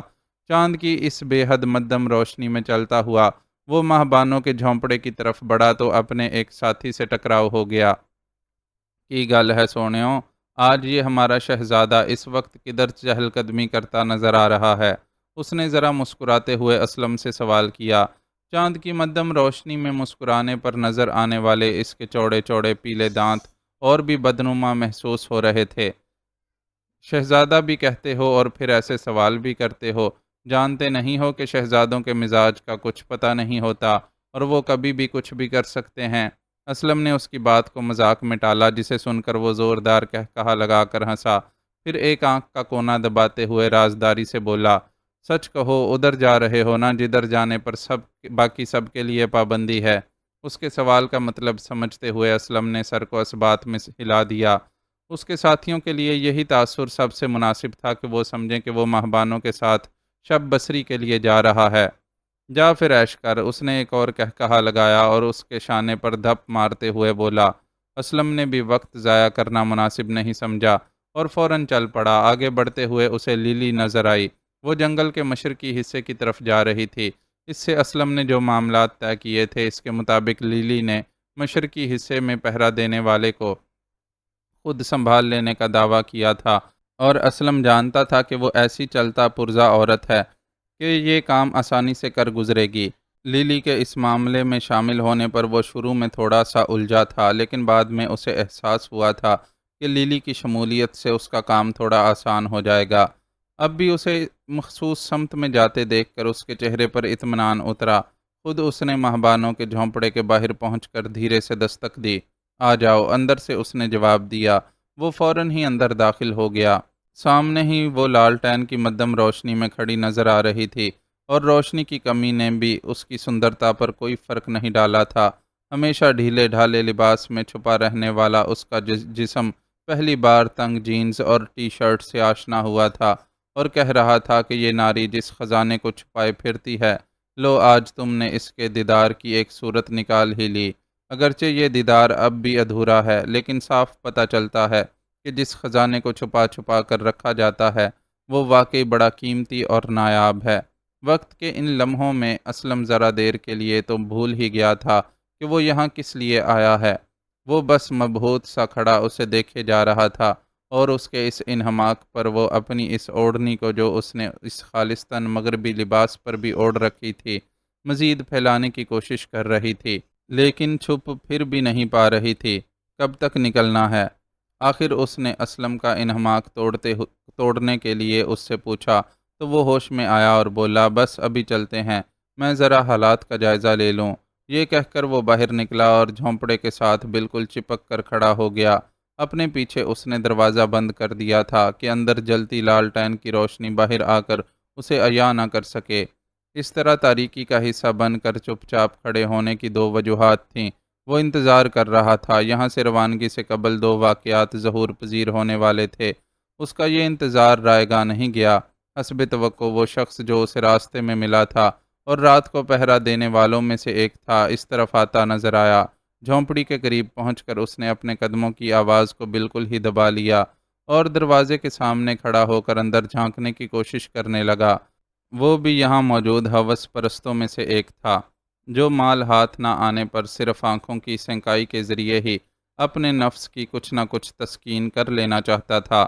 اپنی اس جدوجہد میں مگن اسے علم ہی نہ ہو سکا کہ کب تاریکی کا حصہ بنا اسلم سانپ کی سی پھرتی سے اس پر آن پڑا اور اس کا منہ اور ناک اپنے ہاتھوں کی مضبوط گرفت میں لے کر اس طرح دبایا کہ وہ سوائے پھڑپھڑانے کے کچھ نہیں کر سکا، اور کچھ دیر بعد ہی بے دم ہو کر اس کے بازوؤں میں جھول گیا۔ وہ صرف ہوش سے بیگانہ ہوا تھا یا زندگی کی بازی ہی ہار گیا تھا، یہ دیکھنے کی اسلم کے پاس فرصت نہیں تھی۔ اس نے بازوؤں میں جھولتے آدمی کو ایک طرف ڈالا اور مشرق کی طرف آسمان پر نظر جما لی۔ اس کی منتظر نظروں کو زیادہ دیر زحمت نہیں کرنی پڑی، اور روشنی کی ایک لکیر سی 3 بار اندھیرے میں جل ملا کر غائب ہو گئی۔ یہ اس بات کا اشارہ تھا کہ لیلی نے اپنے حصے کا کام کر لیا ہے۔ وہ اور اس طرف موجود شخص کو بھی انٹا غفیل کر دیا ہے۔ وہ جانتا تھا کہ اس شخص کے ساتھ کیا ہوا ہوگا۔ پہلے للی نے اس کی ہوس کو جگایا ہوگا، اور جب وہ ہوس میں مبتلا ہو کر اپنے ارد گرد سے بے خبر ہوا ہوگا، اس کا کام تمام کر دیا ہوگا۔ یہ اشارہ پا کر وہ تیزی سے اندر گیا۔ ماہ بانو اس کی ہی راہ تک رہی تھی۔ آج اس کے پیر اس زنجیر سے آزاد تھے جو یہاں آنے کے بعد سے مستقل اس کے جسم کا حصہ بنی ہوئی تھی۔ زنجیر کا تالا کھولنے والی چابی اسے اسلم نے ہی فراہم کی تھی، اور اسے آزاد دیکھ کر خوشی سی محسوس کر رہا تھا، لیکن یہ آزادی ابھی نامکمل تھی۔ آزاد تو وہ جب ہوتی جب اس جنگل کی فضا سے دور کسی مہذب دنیا میں پہنچ جاتی۔ کیا ہوا، چلیں؟ اسلم کو دیکھتے ہی اس نے استفسار کیا۔ ہاں، اس نے صرف ایک لفظی جواب دیا، اور وہ دونوں ساتھ ساتھ باہر نکل آئے۔ باہر نکلتے ہوئے ماہ بانو نے اپنی اوڑھنی کو حتی الامکان مزید پھیلا لیا تھا۔ اسلم چاہتا تھا کہ اسے یہ اوڑھنی اتارنے کا کہہ دے تاکہ بھاگ دوڑ میں کوئی رکاوٹ پیدا نہ ہو سکے، لیکن اس کی جھجک اور شرم و حیا دیکھ کر نہ کہہ سکا۔ باہر نکل کر وہ دبے قدموں چلنے لگے۔ اسلم پوری طرح چوکنا تھا۔ انہوں نے صرف 2 پہرے داروں کو خاموش کروایا تھا، اور کسی تیسرے سے سامنا ہونا بھی بعید از امکان نہیں تھا۔ خیر گزری کہ وہ جب تک جھونپڑوں کے درمیان سے نکل کر اس مقام تک نہیں پہنچے جہاں للی ان کی منتظر تھی، تب تک ان کا کسی اور سے سامنا نہیں ہوا۔ سامنا ہوا تو اتنی اچانک کہ پوری طرح ہوشیار ہونے کے باوجود اسلم کو معلوم نہیں ہو سکا، اور ایک رائفل کی نال اس کے سر سے آ ٹکی۔ کون ہے؟ رائفل بردار ایک تو اس کی پشت پر سے آیا تھا، اور دوسرے روشنی بھی نہ ہونے کے برابر تھی، اس لیے وہ اسلم کو فوری طور پر پہچان نہیں سکا۔ میں ہوں اسلم، اس نے بغیر گھبرائے ہوئے جواب دیا۔ اسلم، تو ادھر کیا کر رہا ہے، اور تیرے ساتھ یہ دوسرا کون ہے؟ رائفل کی نال اس کے سر سے ہٹ گئی، اور تعجب سے پوچھا گیا۔ بس ایسے ہی ہوا خوری کے لیے نکلا تھا، وہ جواب دیتا ہوا پلٹا، اور یکدم ہی پوچھنے والے پر حملہ کر دیا، لیکن وہ اپنے اور اس کے مابین فاصلے کا درست اندازہ نہیں لگا سکا تھا، اس لیے وار چھچلتا ہوا پڑا۔ پاگل ہو گیا ہے کیا تو؟ اس شخص نے خود کو گرنے سے سنبھالا اور غصے سے پوچھنے لگا، لیکن اسلم کے پاس زبان سے جواب دینے کی گنجائش نہیں تھی۔ اس نے ہاتھ سے جواب دینے کی کوشش کی اور اس شخص پر جا پڑا۔ اس بار اس شخص نے بھی رعایت نہیں کی، اور نیچے گر جانے والی رائفل اٹھا کر اس کو دے ماری۔ رائفل کا بٹ اسلم کے شانے پر پوری قوت سے لگا۔ اگر وہ زمانہ طالب علمی والا اسلم ہوتا تو اس وار کو کھا کر لمبا لمبا لیٹا ہوا نظر آ رہا ہوتا، لیکن اس جنگل میں گزارے ماہو سال نے اسے بہت سخت جان بنا دیا تھا۔ چوٹ کھا کر وہ بس ذرا سا ڈگمگایا اور پھر سنبھل گیا۔ اس بار اس نے اپنی لات گھما کر رکاوٹ بننے والے شخص کے بوتھے پر رسید کی، اور حتمی طور پر اس کا جبڑا ٹوٹ گیا۔ ٹوٹے ہوئے جبڑے کو تھام کر وہ یکدم ہی گھٹنوں کے بل نیچے بیٹھ گیا۔ اسلم نے اسے سنبھلنے کی ذرا بھی مہلت دیے بغیر ایک بار پھر اس کے ہاتھ سے نکل جانے والی رائفل جھپٹ کر اٹھائی، اور نال سے پکڑ کر پوری قوت سے اس کے سر پر دے ماری۔ کھوپڑی چٹکنے کی آواز سنائی دی، اور وہ شخص کوئی بھی آواز نکالے بغیر ڈھیر ہو گیا۔ شاباش میرے شیر، تم نے تو دل خوش کر دیا۔ یہ دل ایسے ہی تو سب کو چھوڑ کر تم پر نہیں مرتا۔ تمہارے سامنے ان سالے ساروں کی مردانگی پانی بھرتی ہے۔ وہ جس جگہ موجود تھے وہاں للی کی موجودگی متوقع تھی، لیکن وہ انہیں نظر نہیں آئی تھی۔ راہ روکنے والے آدمی کے زمین پر گرتے ہی وہ جانے کہاں سے نکل آئی، اور اسلم سے چمٹ کر اسے بوسہ دیتے ہوئے بولی، دور مر۔ اسلم نے فوراً ہی اسے دھکیل دیا۔ کتنا ہی دور ہٹاؤ، رہوں گی تو میں تمہارے ساتھ ہی، اس نے ڈھٹائی سے جواب دیا۔ مار کر ابھی یہیں دفن کر دوں گا، وہ گرایا۔ کوشش کر دیکھو، مرنے سے پہلے اتنا شور مچاؤں گی کہ ڈیرے کے سارے لوگ ادھر جمع ہو جائیں گے، پھر نکل کر دکھانا اپنی محبوبہ دل نواز کے ساتھ یہاں سے۔ اس نے طنز کیا، یہ جھگڑا چھوڑو، جب طے ہے کہ للی ہمارے ساتھ جائے گی تو پھر بیکار کی بحث کس لیے؟ اس مرحلے پر ماہ بانو نے ثالث کا کردار ادا کیا تو اسلم نے بھی مزید کچھ کہنے سے گریز کیا، اور وہ تینوں بے آواز لیکن تیز تیز قدموں سے آگے بڑھنے لگے۔ انہیں جلد از جلد اس جگہ سے نکل کر پہاڑی سلسلے میں داخل ہونے کی فکر تھی۔ ایک بار وہ اس سلسلے میں داخل ہو جاتے تو انہیں ڈھونڈنا آسان نہیں رہتا، لیکن اصل مرحلہ تو اس سلسلے تک پہنچنے کا ہی تھا۔ وہ ابھی کافی فاصلے پر ہی تھے کہ اب انہیں اپنی پشت پر فائرنگ کی زوردار آوازیں سنائی دیں۔ شاید پہرے داروں کی لاشیں دریافت کر لی گئی تھیں، اور اب پہرے داروں کو جنہوں نے لاشوں میں تبدیل کیا تھا انہیں تلاش کیا جا رہا تھا۔ بھاگو۔ اسلم نے ان دونوں سے کہا اور خود مہبانوں کا ہاتھ تھام کر بھاگ پڑا۔ اس کے پاس ایک پسٹل، چاقو اور ایک پہرے دار کی رائفل کے علاوہ مزید کوئی ہتھیار نہیں تھا۔ للی کے پاس بھی شاید ایک ریوالور موجود تھا، لیکن وہ تین افراد اتنے محدود اسلحے کے ساتھ ڈھیر سارے لوگوں سے مقابلہ نہیں کر سکتے تھے، کم از کم اس کھلے حصے میں تو بالکل بھی نہیں۔ اس لیے ان کے لیے بہتر تھا کہ جتنی تیزی سے ممکن ہو بھاگیں اور پہاڑی سلسلے میں پناہ لے لیں۔ پہاڑوں کی آڑ مل جاتی تو محدود اسلحے کے ساتھ بھی مقابلے کا امکان تھا، اس لیے وہ دیوانہ وار دوڑتے چلے جا رہے تھے اور ان کی پشت پر ابھرتی فائرنگ کی آوازیں بھی اسی تناسب سے زور پکڑتی جا رہی تھیں۔ معلوم نہیں یہ جنگل انہیں اپنی قید سے آزاد ہونے بھی دیتا یا نہیں۔ ان کے پاس ذہنوں میں ابھرتے اس سوال کا جواب موجود نہیں تھا، لیکن وہ اپنی پوری کوشش کر لینا چاہتے تھے، اس پرندے کی طرح جس کے پنجرے کا دروازہ غلطی سے کھلا رہ گیا ہو اور وہ اپنے پوری طرح پروان نہ چڑھنے والے پروں کے باوجود ایک اونچی اڑان اڑنا چاہتا ہو تاکہ آزادی کا ذائقہ چکھ سکے۔ فائرنگ کی آوازیں لمحہ بلمحہ تیز ہوتی جا رہی تھیں اور اب کے دوڑتے ہوئے قدموں کی رفتار بھی بڑھتی جا رہی تھی۔ رک جاؤ، اچانک ہی اسلم نے بلند آواز میں کہا، تو اس کے ساتھ ساتھ دوڑتی للی اور مہبانوں کے قدموں کو بریک لگ گئے۔ اسلم خود بھی رک گیا اور سماعت پر زور دے کر کچھ سننے کی کوشش کرنے لگا۔ آخر وہ اپنے اس خیال میں پر یقین سا ہو گیا جس نے اسے رکنے پر مجبور کیا تھا۔ کیا ہوا، تم رک کیوں گئے ہو؟ اپنی سانسوں پر قابو پاتے ہوئے لیلی نے دریافت کیا۔ فائرنگ کی آوازیں سن رہی ہو؟ ظاہر ہے فائرنگ ہو رہی ہے تو سن بھی رہی ہوں، لیکن تم رک کیوں گئے ہو؟ کیا ان لوگوں کو موقع دینا چاہتے ہو کہ وہ ہمارے سروں پر پہنچ جائیں؟ اس کے سوال کے جواب میں للی نے جھنجھلاہٹ کا مظاہرہ کیا۔ ہمارے سروں پر تو وہ تب پہنچیں گے جب ہمارے پیچھے آئیں گے۔ ذرا فائرنگ کی آوازوں کو غور سے سنو، یہ آوازیں بلند تو ہو رہی ہیں لیکن ہمارے قریب نہیں آ رہی۔ اس بات کا مطلب ہے کہ فائر کرنے والے ہمارے پیچھے نہیں آ رہے، یہ کوئی اور معاملہ ہے۔ جتنی شدت سے فائرنگ کی جا رہی ہے اس سے یوں لگتا ہے کہ کوئی گڑبڑ ہو گئی ہے۔ اگر یہ تماشا ہماری وجہ سے ہو رہا ہوتا تو فائر کرنے والے ہمیں للکارتے اور رکنے کا کہتے، لیکن ایسا کچھ نہیں ہے۔ مجھے تو آوازوں سے یوں لگ رہا ہے جیسے دو مسلح گروپوں کے درمیان مقابلہ ہو رہا ہو۔ تم صحیح کہہ رہے ہو، یہ تو واقعی کوئی زوردار مقابلہ ہو رہا ہے۔ اس کے کہنے پر للی نے بھی کان لگا کر غور کیا اور بالآخر اس سے متفق ہو گئی۔ لیکن یہ کون لوگ ہو سکتے ہیں؟ ایک گروپ تو لازمی ڈیرے والوں کا ہے، مگر یہ دوسرا گروپ کس کا ہے جو ان سے مقابلہ کر رہا ہے؟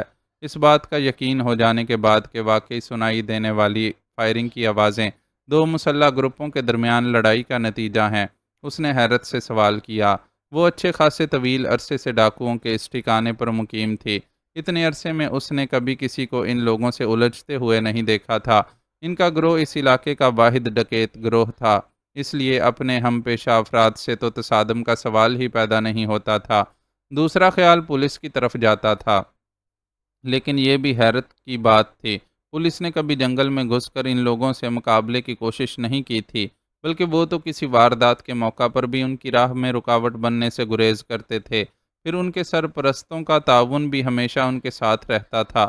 پولیس فورس اگر کبھی کسی وجہ سے جنگل میں داخل بھی ہوتی تھی تو انہیں پہلے ہی اطلاع کر دی جاتی تھی تاکہ وہ لوگ ہوشیار رہیں اور ان کی پولیس سے مڈبھیڑ کی نوبت ہی نہ آئے۔ میرا خیال ہے پولیس نے ڈیرے پر ریڈ کیا ہے۔ اگر تم لوگ غور سے سنو تو فائرنگ کی آوازوں کے درمیان کبھی کبھی کسی کی لاؤڈ سپیکر پر بولنے کی آوازیں بھی آ رہی ہیں۔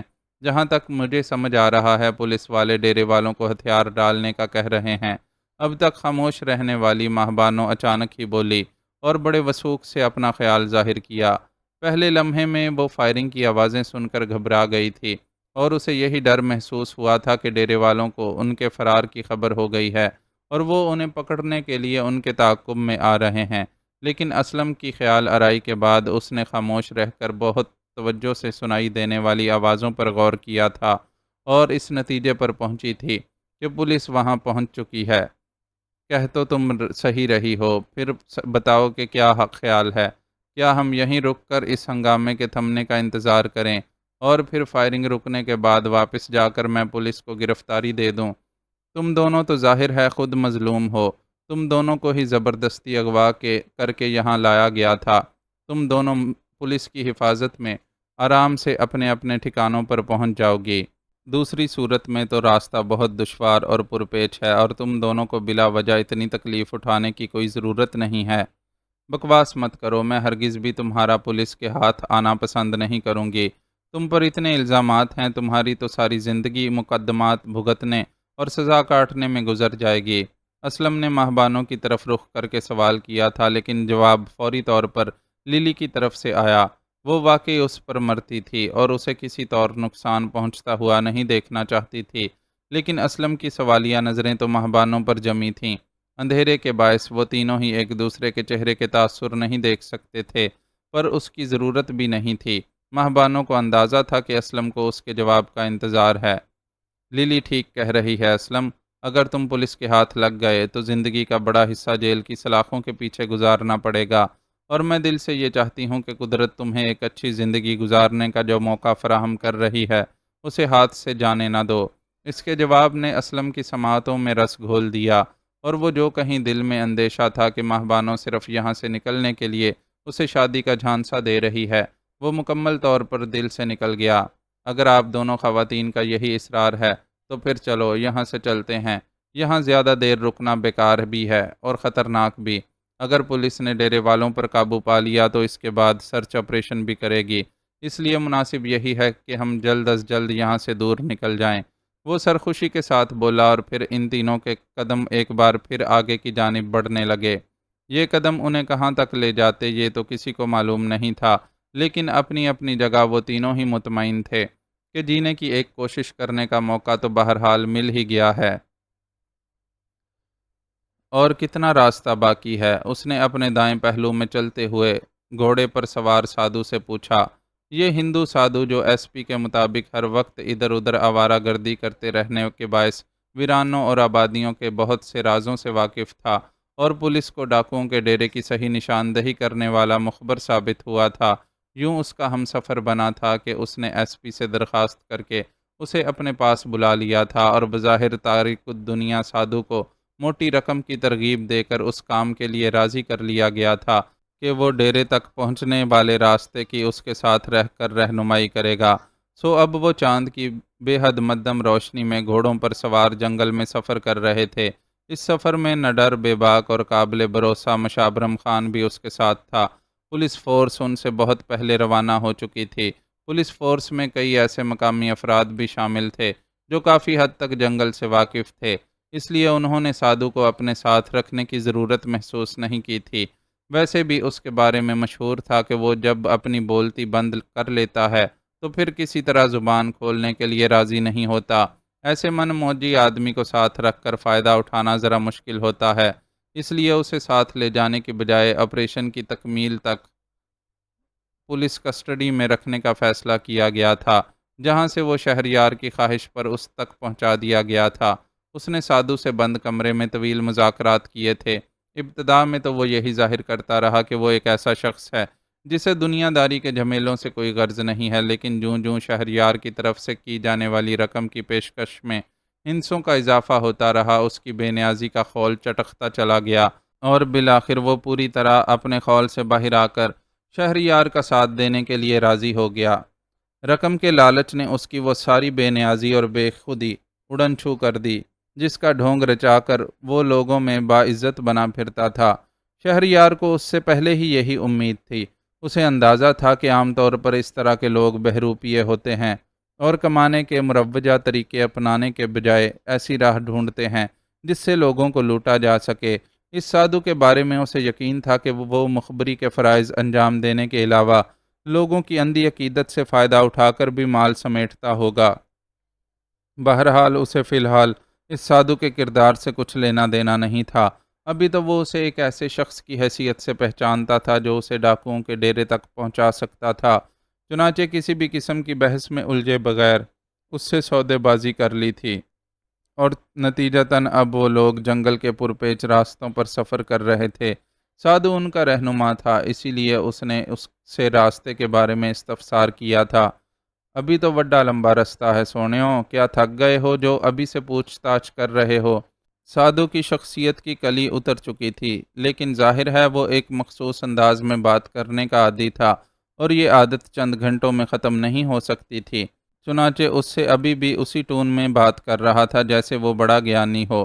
یہ جو جنگل ہے نا، یہ بڑا انوکھا جادو ہے، یہ اتنی آسانی سے کسی کو اپنے اندر رستہ نہیں دیتا، مسافر کو اپنی بھول بھلائیوں میں بھٹکا کر رکھ دیتا ہے۔ تم تو خوش نصیب ہو جو میرا ساتھ مل گیا، ورنہ کہیں بھی نہیں پہنچ سکتے تھے۔ اس کی لن ترانیاں جاری تھیں اور وہ قطعی بھول چکا تھا کہ جس بات کا احسان جتا رہا ہے اس کے لیے اس نے پوری قیمت وصول کی ہے، اور وہ بھی ایڈوانس۔ رقم لینے کے بعد وہ شہریار سے چند گھنٹوں کی مہلت لے کر گیا تھا کہ رقم اپنے گھر والوں تک پہنچا کر واپس آ جاؤں گا، اور حسب وعدہ واپس بھی آ گیا تھا۔ رقم لے کر بھاگنے کا یقیناً اس نے اس لیے نہیں سوچا تھا کہ اسی ضلع سے بگاڑ کر کہاں جائے گا۔ میں نے تمہیں اتنی رقم باتیں بنانے کے لیے نہیں دی ہے، رقم میں نے اس لیے خرچ کی ہے کہ پولیس فورس سے پہلے یا کم از کم ان کے ساتھ ساتھ ڈیرے پر پہنچ سکوں۔ لیکن جس انداز میں تم مجھے لے جا رہے ہو، اس سے تو یہی لگتا ہے کہ پولیس ہم سے سبقت لے جائے گی۔ سادھو کی فضول گوئی کو وہ ایک حد تک برداشت کر سکتا تھا، چنانچہ فوراً ہی اسے اس کی اوقات یاد دلا دی۔ میں کوشش کر رہا ہوں، پر فرق تو پڑے گا۔ پولیس والے ہم سے پہلے کے نکلے ہوئے ہیں اور گئے بھی میرے بتائے ہوئے راستے سے ہوں گے۔ اب آپ کی شرط کے مطابق ان سے ٹاکرا ہوئے بغیر ڈیرے پر پہنچنے کے لیے مجھے تھوڑا سا راستہ بدلنا پڑا ہے، تو پھر ٹائم تو لگنا ہی ہے۔ ویسے آپ بتاؤ، آپ ادھر کیا کرنے جا رہے ہو؟ وہ بھی ایسے چپکے سے جانا ہی تھا تو آپ پولیس والوں کے ساتھ بھی جا سکتے تھے۔ آپ تو خود سرکاری آدمی ہو۔ سادھو نے بڑے پتے کا سوال پوچھا تھا، لیکن وہ اسے کیا بتاتا کہ وہ وہاں کیوں جا رہا ہے۔ وہ تو بس ایک دیوانگی تھی، ایک آشفتہ سری تھی، تن من میں آگ لگی تھی جو اسے کچھ بھی سوچے سمجھے اور اپنے عہدے کا لحاظ کیے بغیر جنگل میں لے چلی جا رہی تھی۔ چنانچہ کوئی وضاحت دینے کے بجائے سرد لہجے میں بولا، فضول سوالات کرنے کی بجائے اپنے کام سے کام رکھو۔ وہاں جا کر میں کیا کروں گا اور کیا نہیں، یہ میرا مسئلہ ہے۔ جیسی تہاڈی مرضی سرکار، بندہ تو بے دام غلام ہے۔ جواباً سادھو نے دانت نکالتے ہوئے ڈھٹائی کا مظاہرہ کیا۔ اپنی مرضی کے دام وصول کرنے کے بعد خود کو بے دام غلام کہنا ڈھٹائی نہیں تو اور کیا تھا، لیکن شہریار نے اسے کچھ جتانا ضروری نہیں سمجھا اور ان کا سفر جاری رہا۔ جنگل کی ہولناکی میں جاری یہ سفر کب ختم ہوتا، یہ تو انہیں لے جانے والا سادھو ہی جانتا تھا۔ وہ تو بس چلے جا رہے تھے کہ کبھی تو منزل پر پہنچیں گے۔ وہ اور مشابرم خان دونوں ہی جنگل سے واقف نہیں تھے اور کلئی طور پر سادھو کے رحم و کرم پر تھے۔ چلتے چلتے اچانک ہی مشابرم خان کے گھوڑے کو ٹھوکر لگی اور وہ زمین پر آ رہا۔ شہریار نے فوراً ہی اپنے گھوڑے کی باگیں کھینچ لیں اور اس کی طرف متوجہ ہوا۔ ان لمحات میں وہ سادھو کی طرف سے بالکل بے خبر ہو گیا، اور وہ مکار سادھو تو یقیناً تھا ہی موقع کی تلاش میں۔ فوراً ہی اپنے گھوڑے سے اچھل کر اس کے پیچھے اس کے گھوڑے کی پشت پر سوار ہو گیا اور اپنے جھولے نما لباس میں سے کہیں سے ریوالور نکال کر اس کی کنپٹی سے لگا دی۔ یہ کیا بدتمیزی ہے؟ اس صورتحال پر سٹ پٹا جانے کے باوجود شہریار نے اس سے سخت لہجے میں پوچھا۔ بدتمیزی نہیں، مجبوری ہے، مجھے حکم ہے کہ آپ کو ہلاک کر دوں۔ سادھو نے جواب دیا۔ یہ حکم دینے والا کون ہے؟ اس نے ایک گہرا سانس لیتے ہوئے سوال کیا۔ سوالات کے ذریعے وہ سادھو کو اپنے ساتھ الجھائے رکھنے کی کوشش کر رہا تھا تاکہ اس دوران بچاؤ کی کوئی صورت نکل سکے۔ غنیمت تھا کہ اس منحوس صورت سادھو نے فوری طور پر اسے قتل کرنے کی کوشش نہیں کی تھی اور اسے تھوڑی سی مہلت مل گئی تھی۔ میں اس شخص کا نام نہیں بتا سکتا۔ سادھو نے اس کے سوال کے جواب میں اپنی معذوری ظاہر کی۔ بہت خوب، تو تم بڑے کمال کے آدمی ہو۔ مجھ سے اتنی موٹی رقم لے کر مجھے ہی قتل کرنے پر تلے ہو۔ کیا جس نے تمہیں میرے قتل کا حکم دیا ہے وہ تمہیں اور بھی زیادہ رقم دے رہا ہے؟ اگر ایسا ہے تو مجھے کھل کر بتاؤ، میں اپنی جان بچانے کے لیے تمہیں اس سے ڈبل رقم دوں گا۔ وہ دیکھ رہا تھا کہ گھوڑے کے ٹھوکر کھانے کے نتیجے میں نیچے گر جانے والا مشابرم خان خود کو سنبھال چکا ہے اور بڑی احتیاط سے حرکت میں بھی آ گیا ہے، اس لیے خلاف مزاج لا یعنی گفتگو کو طول دینے لگا۔ کتنی رقم؟ سادھو کا لہجہ حرص و طمع سے لتھڑا ہوا تھا۔ بتایا تو ہے کہ جس کے کہنے پر تم مجھے قتل کرنے آئے ہو اس سے ڈبل رقم دوں گا، اس نے نہ چاہتے ہوئے بھی نرمی سے جواب دیا۔ ریوالور کی نال کنپٹی سے لگی ہونے کے باعث وہ صرف ایک ہی سمت میں دیکھتے رہنے پر مجبور تھا اور نہیں دیکھ سکتا تھا کہ مشابرم خان کا متحرک جسم اب کہاں ہے۔ وہ شاید ان لوگوں کی پشت پر چلا گیا تھا، اس لیے نظر نہ آ رہا تھا۔ میں جس کے کہنے پر تمہیں قتل کرنے والا ہوں وہ بس کام لینا جانتا ہے، تمہاری طرح میں اس سے منہ مانگی رقم نہیں لے سکتا۔ اس کی مرضی ہوتی ہے کہ جو چاہے دے دے، اور اگر نہ بھی دے تو کسی کو شکایت کرنے کی ہمت نہیں ہوتی۔ سادھو اس کی خواہش کے مطابق باتوں میں الجھ گیا تھا۔ شاید وہ اس سطح کا آدمی تھا ہی نہیں جس سطح کا کام اسے سونپ دیا گیا تھا۔ تم جس کے کہنے پر مجھے قتل کرنا چاہتے ہو اس کا نام بھی بتا دو، تا تو کیا حرج ہے، مرنے کے بعد میں اس کا کچھ بگاڑ تو نہیں سکوں گا۔ اس نے ایک بار پھر سادھو کو کریدنے کی کوشش کی۔ ہو سکتا ہے تمہارا ساتھی۔ جواب میں سادھو جانے کیا کہنے جا رہا تھا، یکدم ہی اسے احساس ہو گیا کہ مشابرم خان جس جگہ گرا تھا اس جگہ موجود نہیں ہے۔ اس نے بھڑک کر ادھر ادھر دیکھنے کی کوشش کی، لیکن مشابرم خان اس کے مقابلے میں کہیں زیادہ پھرتیلا تھا۔ اپنے اس پھرتیلے پن کا مظاہرہ کرتے ہوئے اس نے سادھو کے سنبھلنے سے پہلے ہی اس کا ریوالور والا ہاتھ اپنے قابو میں کر اس کو گھوڑے سے نیچے کھینچ لیا۔ سادھو نے نیچے گرتے ہوئے ایک خوفزدہ سی چیخ ماری۔ ریوالور اس کے ہاتھ سے نکل کر کہیں دور جا گرا تھا، اور اب وہ بالکل نہتہ مشابرم خان کے رحم و کرم پر تھا۔ مشابرم خان نے بھی بنا کسی رو رعایت کے اس کا چہرہ گھونسوں کی زد میں رکھ لیا، اور تابڑ توڑ اتنے گھونسے اسے رسید کیے کہ وہ خون اگلنے لگا۔ اس خون کے ساتھ ہی اس کے بدنما اور پیلے دانت بھی باہر نکل کر گرے۔ مشابرم خان کے گھونسوں نے اس کی بتیسی کے کئی دانت جڑ سے اکھاڑ دیے تھے۔ اگر شہریار اسے اشارے سے نہ روکتا تو شاید وہ منہ توڑ کر ہاتھ میں دے دینے والا محاورہ سچ کر دکھاتا۔ تم اگر اس شخص کا نام بتا دو جس نے تمہیں مجھے قتل کرنے کا حکم دیا تھا تو میں وعدہ کرتا ہوں کہ تمہیں ہم سے مزید کوئی نقصان نہیں پہنچے گا اور تم زندہ سلامت یہاں سے لوٹ سکو گے۔ مشابرم خان کو روکنے کے بعد وہ خود گھٹنوں کے بل بیٹھے خون تھوکتے ہوئے سادھو سے مخاطب ہوا۔ اگر میں نے آپ کو اس شخص کا نام بتا دیا تو وہ مجھے اور میرے گھر والوں کو زندہ نہیں چھوڑے گا۔ وہ بہت ظالم ہے اور اس کے حکم پر اس کے کارندے بندے کو چیونٹی کی طرح مسل کر رکھ دیتے ہیں۔ سادھو نے خوفزدہ اور کمزور آواز میں جواب دیا۔ اس وقت وہ بری طرح پھنس چکا تھا۔ شہریار پر ناکام قاتلانہ حملہ کرنے کے بعد وہ یہ امید نہیں کر سکتا تھا کہ وہ لوگ اس سے کوئی اچھا سلوک کریں گے۔ دوسری طرف اس کو اس کام پر مامور کرنے والا بھی یقیناً کوئی ایرا غیرا نتھو خیرا نہیں تھا۔ لالچی سادھو کو قتل جیسے جرم پر آمادہ کرنے کے لیے اس نے موٹی رقم اور اثر و رسوخ دونوں کا ہی استعمال کیا ہوگا۔ جب ہی تو وہ اپنی حیثیت بھلا کر ایک اسسٹنٹ کمشنر کو قتل کرنے چلا تھا۔ اس طرف سے تم اطمینان رکھو، تم اگر مجھے اس شخص کا نام بتا بھی دو گے تو میں اس معاملے میں تمہارا نام کہیں نہیں آنے دوں گا، نہ ہی ایسی کوئی حرکت کروں گا جس سے وہ یہ سمجھے کہ تم نے مجھے کچھ بتایا ہے۔ اس نے سادھو کی بزدلی اور خوف کا علاج نرم لہجے میں کیے جانے والے ایک وعدے سے کرنے کی کوشش کی جس کا خاطر خواہ نتیجہ نکلا، اور اپنے منہ سے نکلنے والا خون روک لینے کی کوشش میں مصروف سادھو اس کی طرف متوجہ ہو گیا۔ تم سچ کہہ رہے ہو، یہ نہ ہو کہ تم اپنے وعدے سے پھر جاؤ۔ وہ میلا کچیلا سادھو آپ اور تم کے درمیان بڑی تیزی سے کلا بازیاں کھا رہا تھا۔ عادت اسے تم کا سیگا استعمال کرنے پر مجبور کر رہی تھی، جبکہ اسی کے عہدے کا تقاضا تھا کہ وہ شہریار سے آپ کہہ کر مخاطب ہو۔ مجھے تم سے جھوٹ بولنے کی کوئی ضرورت نہیں ہے، نہ ہی میں جھوٹے وعدے کرنے والا آدمی ہوں۔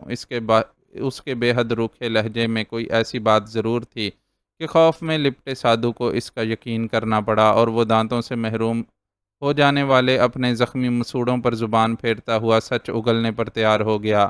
مجھے اس کام کے لیے چودھری افتخار عالم نے کہا تھا۔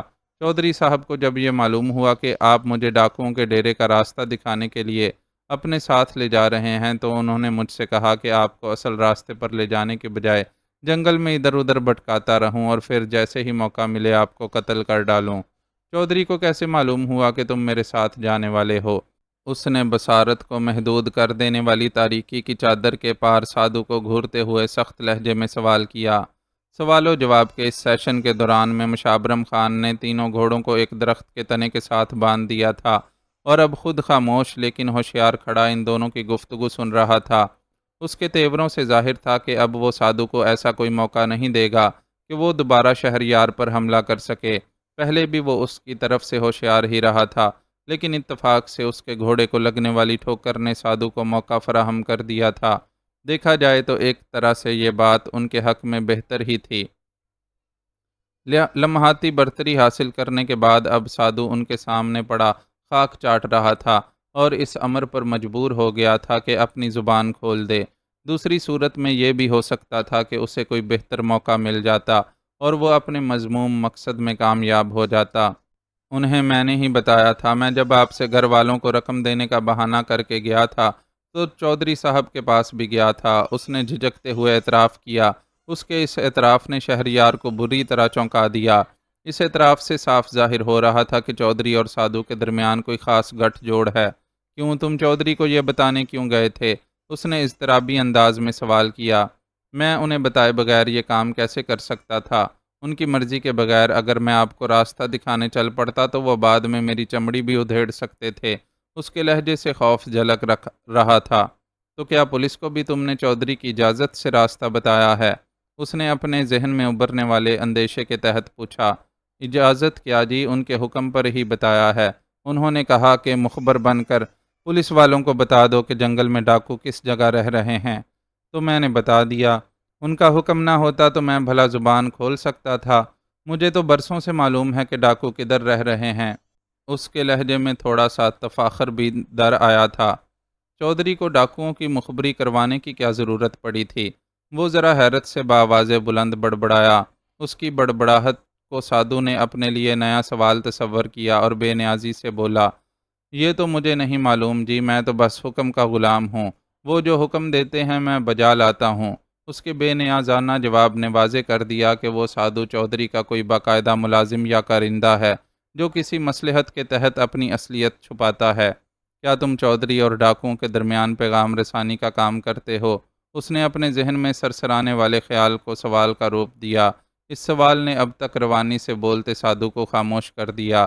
شاید اسے احساس ہو گیا تھا کہ وہ ضرورت سے کچھ زیادہ بول چکا ہے اور یہ بڑبولا پن اسے نقصان دے سکتا ہے۔ سنائی نہیں دیا کہ صاحب نے کیا پوچھا ہے؟ اس کی طرف سے جواب نہ ملنے پر خاموش کھڑے مشابرم خان نے رائفل کی نال سے اسے ٹہوکا دیا۔ سادھو کچھ دیر قبل ہی اس کے طوفانی مکوں کو سہ کر اپنی بتیسی کے کئی دانتوں سے محروم ہو چکا تھا اور دانتوں سے محروم عجیب سی آواز میں بول رہا تھا۔ اس نے رائفل کی نال سے ٹہوکا دیا تو وہ سر پر کھڑی اس بلا سے جان چھڑانے کے لیے ایک بار پھر رواں ہونے کے لیے تیار ہو گیا، لیکن کوئی بھی نیا انکشاف کرنے سے پہلے اس نے اپنے تحفظات کی ضمانت چاہی اور گھگیائے ہوئے لہجے میں بولا، میں تم لوگوں کو سب کچھ سچ سچ بتا دوں گا، پر آپ کو بھی اپنا وعدہ یاد رکھنا ہوگا کہ چودھری صاحب کے سامنے کہیں میرا نام نہ آنے پائے۔ اس کی آپ اور تم کے درمیان کلا بازیاں مسلسل جاری تھیں۔ ایک بار کے کہے کو کافی سمجھو، تمہارے سامنے تمہارا حرام خور اور بد دیانت چودھری نہیں کھڑا ہے جو تمہیں وعدہ خلافی کا ڈر ہو۔ یہ ایسی شہریار عادل ہے، ان کی سچائی اور دیانت داری کی گواہی کے لیے اتنا ہی کافی ہے کہ یہ تمہارے بدذات آقا کی آنکھوں میں خار کی طرح کھٹکتے رہتے ہیں اور وہ تم جیسوں کے ذریعے انہیں ختم کرنے کے ناپاک منصوبے بناتا رہتا ہے۔ اپنے ان منصوبوں پر اس نے ہمیشہ منہ کی کھائی ہے لیکن باز نہیں آتا۔ شہریار کی بجائے مشابرم خان نے اسے جواب دیا اور ایک چھوٹی سی جذباتی تقریر کر ڈالی جس کا سادھو پر خاطر خواہ اثر ہوا اور وہ بولنے پر آمادہ ہو گیا۔ گل یہ ہے جی کہ میرا تعلق خانہ بدوشوں کے خاندان سے ہے۔ ہم لوگ ادھر ادھر گھوم کر اور مانگ تانگ کر کھانے کے عادی ہیں، محنت مزدوری سے جان چراتے ہیں، لیکن ہر وقت گھومتے پھرتے رہنے کی وجہ سے جنگلوں اور ویرانوں سے نہیں ڈرتے۔ میں بھی جب دل میں آتا ہے جنگل میں نکل جاتا ہوں۔ چودھری صاحب کو کسی طرح میرے بارے میں خبر ہو گئی۔ انہوں نے کہا کہ میری ملازمت میں آ جا، کام یہی ہوگا جو تو ابھی کرتا ہے، ہر طرف گھومنا پھرنا، پر اپنے کان اور آنکھیں کھلی رکھنا، جدھر میرے خلاف کوئی گل ہو مجھے بتا دینا۔ میں راضی ہو گیا تو پھر انہوں نے مجھے دوجا کام بتایا۔ یہ کام جنگل میں ڈاکوؤں کے ڈیرے پر پیغام لے جانے کا تھا۔ میرے لیے اس میں بھی کوئی مشکل نہیں تھی، اس لیے یہ بھی آرام نال کرنے لگا۔ چودھری صاحب جو کچھ دیتے تھے وہ اپنی جگہ تھا اور لوگ عقیدت سے جو تھما دیتے تھے وہ اپنی جگہ۔ میں نے اپنے گھر والوں کو برادری سے توڑ کر ادھر پیر آباد میں ہی بسا لیا۔ آپ نے مجھے جو رقم دی تھی وہ میں نے اپنے گھر والوں کو پہنچا کر چودھری صاحب تک آپ کے پروگرام کی خبر پہنچا دی تھی۔ جواب میں انہوں نے مجھے آپ کو قتل کرنے کا حکم دیا۔ اس حکم پر میں ڈر گیا، پر انکار کی بھی ہمت نہیں تھی۔ اگر میں انکار کرتا تو چودھری صاحب آپ سے پہلے میرا جنازہ اٹھنے کا بندوبست کر دیتے، اس لیے میں مان گیا۔ پر اپنی تو قسمت ہی خراب ہے، ایک طرف سے جان بچا کر نکلا تو دوسری طرف سے پکڑا گیا۔ آپ کی مرضی ہے کہ معافی دے دو یا سزا دے ڈالو۔ وہ ایک بار پھر رونے والا ہو گیا، لیکن وہ سادھو کی حالت سے زیادہ موجودہ حالات کے تجزیے میں الجھا ہوا تھا۔ یہ بات قطعی ناقابل فہم تھی کہ چودھری نے ڈاکوؤں کی مخبری کیوں کروائی۔ وہ تو اس کے پالتو پٹھو تھے جن سے ابھی کچھ عرصہ قبل اس نے شہریار کے بنگلے پر ڈاکے کا کام بھی لیا تھا۔ شاید ان ڈاکوؤں نے اس کی کوئی حکم عدولی کی تھی جس کی وجہ سے وہ بھڑک گیا اور کوشش کی تھی کہ ڈاکو پولیس کے ہاتھوں آپریشن میں مارے جائیں۔ یہ باغی ٹولہ ختم ہوتا تو وہ نئی بھرتیاں آرام سے کر سکتا تھا، نئے آنے والے ڈاکو بھی اس کے فرما بردار ہوتے، لیکن یہ سب تو بعد کی باتیں تھیں۔ شہریار کو تو فی الحال موجودہ صورتحال سے نمٹنا تھا۔ ہم ڈیرے سے کتنی دور ہیں؟ ایک گہرا سانس لیتے ہوئے اس نے سادھو سے دریافت کیا۔ بہت دور ہیں، آپ کو اصل راستے سے بھٹکانے کے لیے میں جنگل میں ادھر ادھر لے کر پھر رہا تھا، اس چکر میں ہم ڈیرے تک جانے والے راستے سے کافی دور نکل آئے ہیں، اس نے شرمندہ سی آواز میں بتایا۔ اوکے، جو ہونا تھا وہ ہو گیا، اب تم ہمیں کسی ایسے راستے سے لے کر جاؤ گے کہ ہم کم سے کم وقت میں ڈیرے تک پہنچ سکیں۔ اس نے دو ٹوک انداز میں سادھو کو حکم سنایا جسے ظاہر ہے اسے قبول ہی کرنا تھا۔ ڈیرے پر جانے کا فیصلہ ہو گیا تو وہ لوگ ایک بار پھر سفر کے لیے چل نکلے۔ اس بار وہ اور مشابرم خان دونوں ہی پہلے کے مقابلے میں بہت زیادہ محتاط تھے۔ ایک بار سادھو کے وار سے بچنے کے بعد وہ اسے دوبارہ کوئی موقع فراہم کرنے کے لیے تیار نہیں تھے۔ کچھ معلوم نہیں تھا کہ چودھری کے لیے کام کرنے والا یہ ڈھونگی سادھو کب دوبارہ اپنے ادھورے کام کو پایا تکمیل تک پہنچانے پر تل جاتا۔ دوبارہ شروع ہونے والا یہ سفر واقعی طویل سے طویل تر ہوتا جا رہا تھا، لیکن انہیں یقین تھا کہ سازش کھل جانے کے بعد سادھو دوبارہ انہیں بھٹکانے کی کوشش نہیں کرے گا۔ ان کا یہ یقین غلط نہیں تھا۔ گھنٹہ بھر بعد ہی سنائی دینے والی فائرنگ کی آوازوں نے تصدیق کر دی تھی کہ سادھو انہیں درست سمت میں لے کر جا رہا ہے۔ ان سے بہت پہلے نکلنے والی پولیس فورس یقینی طور پر ڈیرے تک پہنچ کر اس کا محاصرہ کر چکی تھی، اور اب پولیس اور ڈاکوؤں کے درمیان کانٹے کا مقابلہ جاری تھا۔ سادھو کے علاوہ اب یہ آوازیں بھی ان کی رہنما بن چکی تھیں۔ وہ ایک جوش کے عالم میں سفر کر رہے تھے۔ جوش کی اس کیفیت میں بھی وہ سادھو کی طرف سے بے خبر نہیں ہوئے۔ خیر گزری اور اس نے مزید کوئی گڑبڑ نہیں کی۔ بس اب یہاں سے ڈیرہ تھوڑی ہی دور ہے، ہمیں اب اور آگے نہیں جانا چاہیے، ورنہ ہم کسی کی بھی گولی کا شکار ہو سکتے ہیں۔ کافی طویل سفر کرنے کے بعد سادھو نے ایک مقام پر اپنے گھوڑے کی باگیں کھینچ لیں۔ اس کا کہنا درست ہی لگ رہا تھا۔ اس مقام پر فائرنگ کی آواز اتنی بلند تھی کہ لگتا تھا کہ ابھی چند گولیاں اس طرف آئیں گی اور انہیں چاٹ لیں گی۔ فائرنگ کی آواز سے صاف ظاہر تھا کہ دو گروہوں کے درمیان مقابلہ ہو رہا ہے۔ یقینی طور پر ڈاکو پولیس کے سامنے ہتھیار ڈالنے کے بجائے مقابلے پر اتر آئے تھے، اور یہ مقابلہ کسی ایک فریق کے پسپائی اختیار کرنے تک جاری رہنا تھا۔ شہریار کے نزدیک پولیس فورس کی کامیابی کے امکانات زیادہ روشن تھے، کیونکہ انہوں نے باقاعدہ منصوبہ بندی کے ساتھ ڈیرے پر چڑھائی کی تھی اور جدید اسلحے سے لیس تھے۔ اسلحے کی تو خیر ڈاکوؤں کے پاس بھی کوئی کمی نہیں ہوگی، لیکن ان کی بے خبری میں ہونے والا یہ آپریشن پولیس فورس کو ان پر برتری دلانے میں اہم کردار ادا کر سکتا تھا۔ دوسری طرف سے وہ چودھری کی سازش کا بھی شکار ہوئے تھے۔ وجہ جو بھی رہی ہو، لیکن حقیقت میں چودھری نے ان کی پیٹھ میں چھرا گھونپا تھا اور برسوں کی دوستی کے بدلے میں آج خود انگلی پکڑا کر پولیس کو ان کی کمین گاہ تک لے آیا تھا۔ اگر چودھری کا یہ تعاون جو اس نے سادھو کی صورت میں کیا تھا شامل نہ ہوتا تو پولیس کو اس ٹھکانے تک پہنچنے میں ہی اچھا خاصا وقت لگ جاتا۔ اب وہ بالکل ناک کی سید میں چلتی ہوئی وہاں پہنچی تھی اور آرام سے اپنی کارروائی شروع کر دی تھی۔ وہ لوگ جس جگہ کھڑے تھے وہاں سے فائرنگ کی آوازوں کے ساتھ ساتھ پولیس والوں کی نقل و حمل بھی صاف محسوس ہو رہی تھی، اور اس جگہ سے آگے جانا یقیناً رسکی ہو سکتا تھا، لیکن وہ اتنا سفر طے کر کے صرف دور سے ہی تماشا دیکھنے تو نہیں آیا تھا، اسے اپنے طور پر بھی کچھ کرنا تھا۔ چنانچہ سادھو کے مشورے پر کان دھرے بغیر اٹل لہجے میں بولا، ہم یہاں نہیں رک سکتے، ہمیں آگے جانا ہے، مگر آگے خطرہ ہے۔ سادھو خوف زدہ لہجے میں بولا، یہ کوئی غیر متوقع بات نہیں ہے، ہم جس جگہ آئے ہیں اس کے بارے میں پہلے ہی سے جانتے ہیں۔ یہ کیسے ہو سکتا ہے کہ ڈاکوؤں کے ڈیرے پر جہاں پولیس آپریشن جاری ہے خطرہ نہ ہو؟ ہمیں اسی خطرے کی آنکھوں میں آنکھیں ڈال کر آگے بڑھنا ہوگا، اور یہ کام ہم تمہاری مدد سے کریں گے۔ تمہیں ہمیں کسی محفوظ راستے سے ڈیرے کے اندر تک پہنچانا ہوگا۔ ہم بیکار میں مارے جائیں گے صاحب، گولی کا کوئی بھروسہ نہیں ہوتا، یہ کدھر کا بھی رخ کر لیتی ہے اور کسی کو بھی لمبا لٹا دیتی ہے۔ میں ابھی مرنا نہیں چاہتا، سادھو گھگیایا، اگر انکار کرو گے تب بھی مارے جاؤ گے۔ ادھر سے چلنے والی گولیوں سے بچنے کا پھر بھی چانس ہے، لیکن یہ گولی تو سیدھی تیرے بھیجے کو ہی اڑائے گی۔ سادھو کی حجت بازی کا علاج کرنے کے لیے مشابرم خان نے رائفل کی نال اس کی پیشانی کے عین وسط میں ٹکا دی۔ موت سے ڈرنے والا یہ سادھو خوفناک رائفل کی نال اپنے ماتھے پر پا کر بادل نخواستہ راضی ہو گیا۔ اس کی رہنمائی میں وہ ایک ایسی پگڈنڈی پر پہنچ گئے جو بہت واضح نہیں تھی اور کہیں کہیں سے راستہ بالکل ہی معدوم معلوم ہوتا تھا، لیکن سادھو جس اعتماد سے اس راستے پر چل رہا تھا، اس سے صاف لگ رہا تھا کہ وہ اس راستے کو بارہا استعمال کر چکا ہے۔ گولیوں کی تڑتڑاہٹ سنتے وہ تینوں محتاط قدموں سے آگے بڑھتے رہے۔ اندھیرے میں انہیں کبھی کبھار پولیس والوں میں سے کسی کی جھلک نظر آ جاتی تھی، لیکن ابھی تک کسی سے براہ راست سامنا نہیں ہوا تھا۔ بعض گولیاں بھی ان کے بالکل قریب سے سنسناتی ہوئی گزریں اور ہر بار سادھو کا دم حلق میں آ گیا، لیکن مشابرم خان نے اسے رکنے نہیں دیا۔ وہ بے جگر آدمی تھا اور شہریار کا ساتھ نبھاتے ہوئے اسے اس بات کی قطعی فکر نہیں تھی کہ خود اس کی اپنی جان بھی خطرے میں تھی۔ گولیوں کی تڑتڑاہٹ اور سنسناہٹ کے کسی قدر عادی ہوتے وہ آگے بڑھ رہے تھے کہ ایک کان پھاڑ دھماکے نے ان کے قدموں کو لرزا دیا۔ پہلے ہی سے خوف زدہ سادھو اس دھماکے کے اثر سے زمین پر گر گیا۔ شاید ڈاکو محاصرہ توڑنے کے لیے ہینڈ گرنیڈ استعمال کر رہے ہیں۔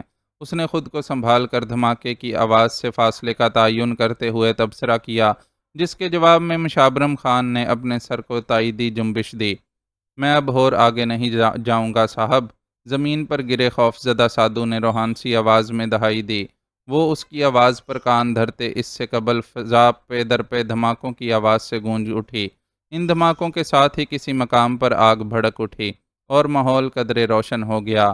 یہ احمق کیا کر رہے ہیں؟ اس طرح تو بہت زیادہ لوگ مارے جائیں گے اور جنگل الگ تباہ ہوگا۔ یہ اندازہ کرنے کے بعد کہ دھماکے پولیس کی کارروائی کا نتیجہ ہیں، وہ زور سے بولا اور اس سمت میں بھاگ کھڑا ہوا جہاں اسے پولیس والوں کی موجودگی واضح طور پر محسوس ہو رہی تھی۔ مشابرم خان بھی اس کے پیچھے پیچھے ہی دوڑا تھا۔ سادھو کو انہوں نے اس کے حال پر چھوڑ دیا تھا۔ وہ جانتے تھے کہ نہتہ ہونے کی وجہ سے وہ ان کا کچھ نہیں بگاڑ سکتا، بلکہ اس کی پہلی کوشش یہی ہوگی کہ کسی طرح اپنی جان بچا کر یہاں سے فرار ہو جائے۔ ہینڈز اپ! وہ دونوں جیسے ہی پولیس والوں کے قریب پہنچے، کئی رائفلیں ان کی طرف اٹھ گئیں۔ فرینڈز، شہریار نے بلند آواز میں بتایا۔ کون ہو اور یہاں کیوں آئے ہو؟ اس سے سخت لہجے میں پوچھا گیا۔ یہ میں ڈی ایس پی منظور کو بتاؤں گا، مجھے اس کے پاس لے چلو، اس نے مضبوط لہجے میں کہا۔ ارے یہ تو اپنے اے سی صاحب ہیں۔ اسی اثنا میں کسی نے اسے شناخت کر لیا اور حیرت بھرے لہجے میں انکشاف کیا۔ شناخت کر لیے جانے کے بعد سوال ہی پیدا نہ ہوتا تھا کہ اس کی فرمائش پوری نہ کی جاتی۔ اسے اور مشابرم خان کو ڈی ایس پی منظور کے پاس پہنچایا گیا۔ اس آپریشن کو وہی لیڈ کر رہا تھا اور اس کے چہرے پر موجود چمک بتا رہی تھی کہ وہ کامیابی کے قریب ہے۔ دوسری طرف سے ہونے والی فائرنگ میں واضح کمی بھی اس کی کامیابی کا اعلان کر رہی تھی۔ چند لمحوں قبل جو زوردار دھماکے سنائی دیے تھے، انہوں نے پولیس کی اس برتری میں یقیناً بڑا کردار ادا کیا تھا۔ آپ یہاں سر؟ ڈی ایس پی منظور اسے اپنے سامنے پا کر سخت حیران ہوا۔ ہاں، مجھے یقین تھا کہ تم کوئی نہ کوئی حماقت ضرور کرو گے، اس لیے میں خود اس آپریشن کی نگرانی کے لیے یہاں آیا ہوں۔ اس آپریشن کے لیے تمہارا انتخاب میری سفارش پر ہوا تھا اور میں نہیں چاہتا تھا کہ تمہاری وجہ سے مجھے کوئی شرمندگی اٹھانی پڑے، اس نے سختی سے جواب دیا۔ آپ کو خود کو خطرے میں نہیں ڈالنا چاہیے تھا سر، ہم کامیابی کے بالکل قریب ہیں۔ ایک دو راکٹ لانچر مزید فائر کریں گے تو ان سب کا کیما بن جائے گا، اس نے جوش سے بتایا اور ساتھ ہی مزید راکٹ لانچر فائر کرنے کا حکم دیا۔ رک جاؤ احمق، وہاں صرف ڈاکو نہیں ہیں، وہاں کچھ مغویوں کی موجودگی کی بھی اطلاع ہے۔ کیا تمہیں اس سلسلے میں بریفنگ نہیں دی گئی تھی؟ وہ غصے سے بولا تو ڈی ایس پی منظور کے چہرے پر شرمندگی کے آثار نظر آئے۔ صاف ظاہر تھا کہ وہ یہ اہم بات فراموش کر چکا تھا۔ مجبوری تھی سر، اگر ہم انہیں جواب نہیں دیتے تو وہ ہینڈ گرنیڈز کی بارش کرتے ہوئے یہاں سے فرار ہونے میں کامیاب ہو جاتے۔ اس وقت ہماری حکمت عملی نے ان کے قدم اکھاڑ دیے ہیں اور وہ پسپا ہونے والے ہیں۔ اس کے پاس اپنے عمل کا جواز موجود تھا اور اگر ڈاکوؤں کے پسپا ہونے تک یہ جنگل ہی تباہ ہو گیا تو پھر کچھ اندازہ ہے تمہیں کہ یہاں بھڑکنے والی آگ کتنے بڑے نقصان کا سبب بنے گی؟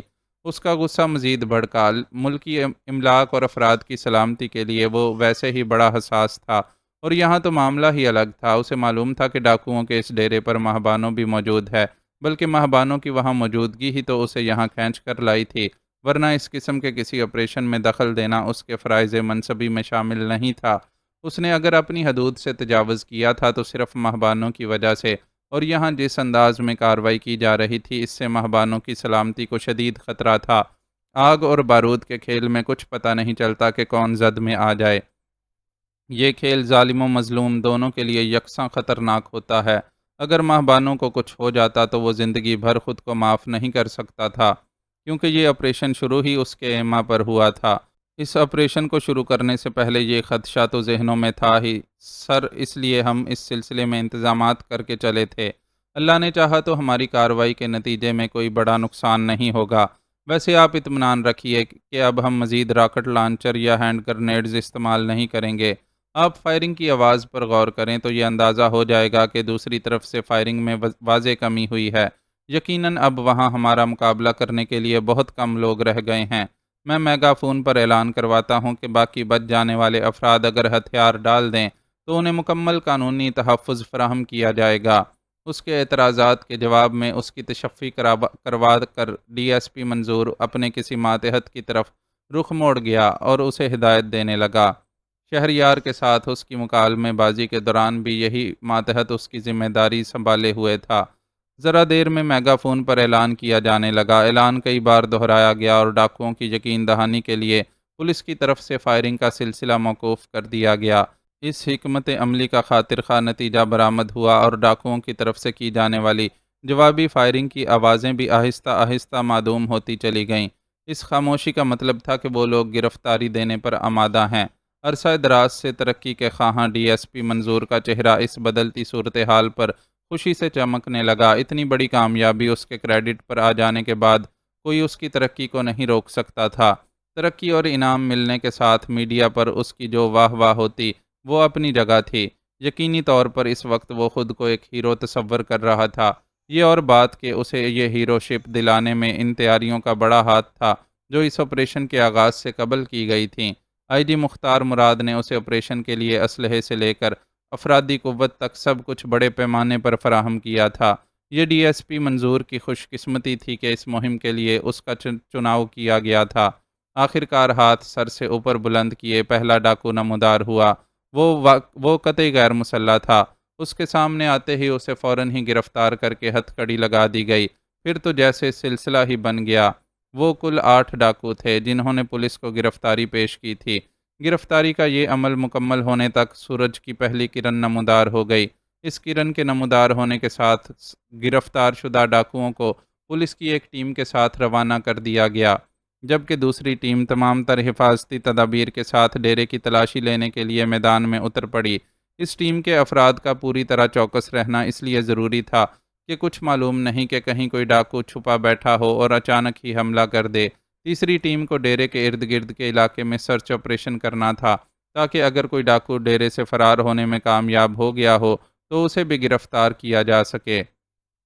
شہریار اور مشابرم خان دوسری ٹیم کے افراد کے ساتھ شامل ہو گئے۔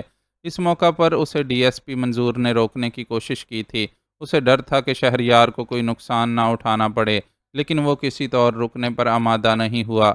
گرفتاری دینے والے ڈاکوؤں کے ساتھ مہبانوں ڈیرے سے باہر نہیں آئی تھی اور ڈاکوؤں نے اس کے بارے میں کوئی خبر بھی نہیں دی تھی، چنانچہ وہ خود اسے تلاش کرنا چاہتا تھا۔ ڈی ایس پی منظور بھی اسی ٹیم کے ساتھ تھا۔ اس کی قیادت میں ڈیرے کی تلاشی کا عمل شروع ہوا تو کئی لاشیں اور زخمی سامنے آئے۔ زخمی ہونے والوں میں ایک موٹی عورت بھی شامل تھی اور وہ اس ڈیرے پر واحد نسوانی وجود ثابت ہوئی تھی۔ اس عورت کے پیٹ میں گولی لگی تھی اور اس کی حالت کافی نازک تھی۔ اس سے ڈیرے پر مزید عورتوں کی موجودگی کے بارے میں استفسار کیا گیا تو اس نے اعتراف کیا کہ ڈیرے پر للی نام کی ایک لڑکی کے علاوہ حال ہی میں اغوا کر کے لائی جانے والی ماہبانوں بھی موجود تھی، لیکن آپریشن شروع ہونے کے بعد جب ڈیرے پر بھگدڑ مچی اور اس نے ان دونوں خواتین کے ساتھ مل بیٹھنے کی کوشش کی تو اسے ان دونوں میں سے ایک بھی نہیں مل سکی۔ ان کے نہ ملنے پر اس نے یہی گمان کیا کہ بھگدڑ میں وہ دونوں ادھر ادھر ہو گئی ہیں، لیکن پولیس کو پورا ڈیرا چھان مار لینے کے باوجود وہ دونوں کہیں نہیں ملی تھیں، جس پر یہی تصور کیا گیا کہ وہ دونوں کسی طرح وہاں سے فرار ہونے میں کامیاب ہو گئی ہیں۔ اب ان کے ملنے کا واحد امکان یہی تھا کہ وہ ڈیرے کے ارد گرد سرچ آپریشن کرنے والوں میں سے کسی کو مل جاتی۔ فی الحال تو شہریار کو شدید مایوسی کا سامنا کرنا پڑا تھا۔ وہ جس کے لیے یوں کسی بھی شے کی پرواہ کیے بغیر یہاں تک دوڑا چلا آیا تھا، وہی غائب تھی۔ دن چڑھے جب وہ تھکا ماندہ جنگل سے واپس لوٹ رہا تھا تو بے حد خاموش تھا۔ قسمت ایک بار پھر اسے دھوکہ دے گئی تھی اور وہ تمام تر کوشش کے باوجود مہبانوں کو نہیں پا سکا تھا۔ شاید کہ اس گل بدن کو پانا اس کے نصیب میں ہی نہیں تھا۔ معزز ناظرین و سامعین، لائک، کمنٹس اور شیئر ضرور کریں۔ شکریہ۔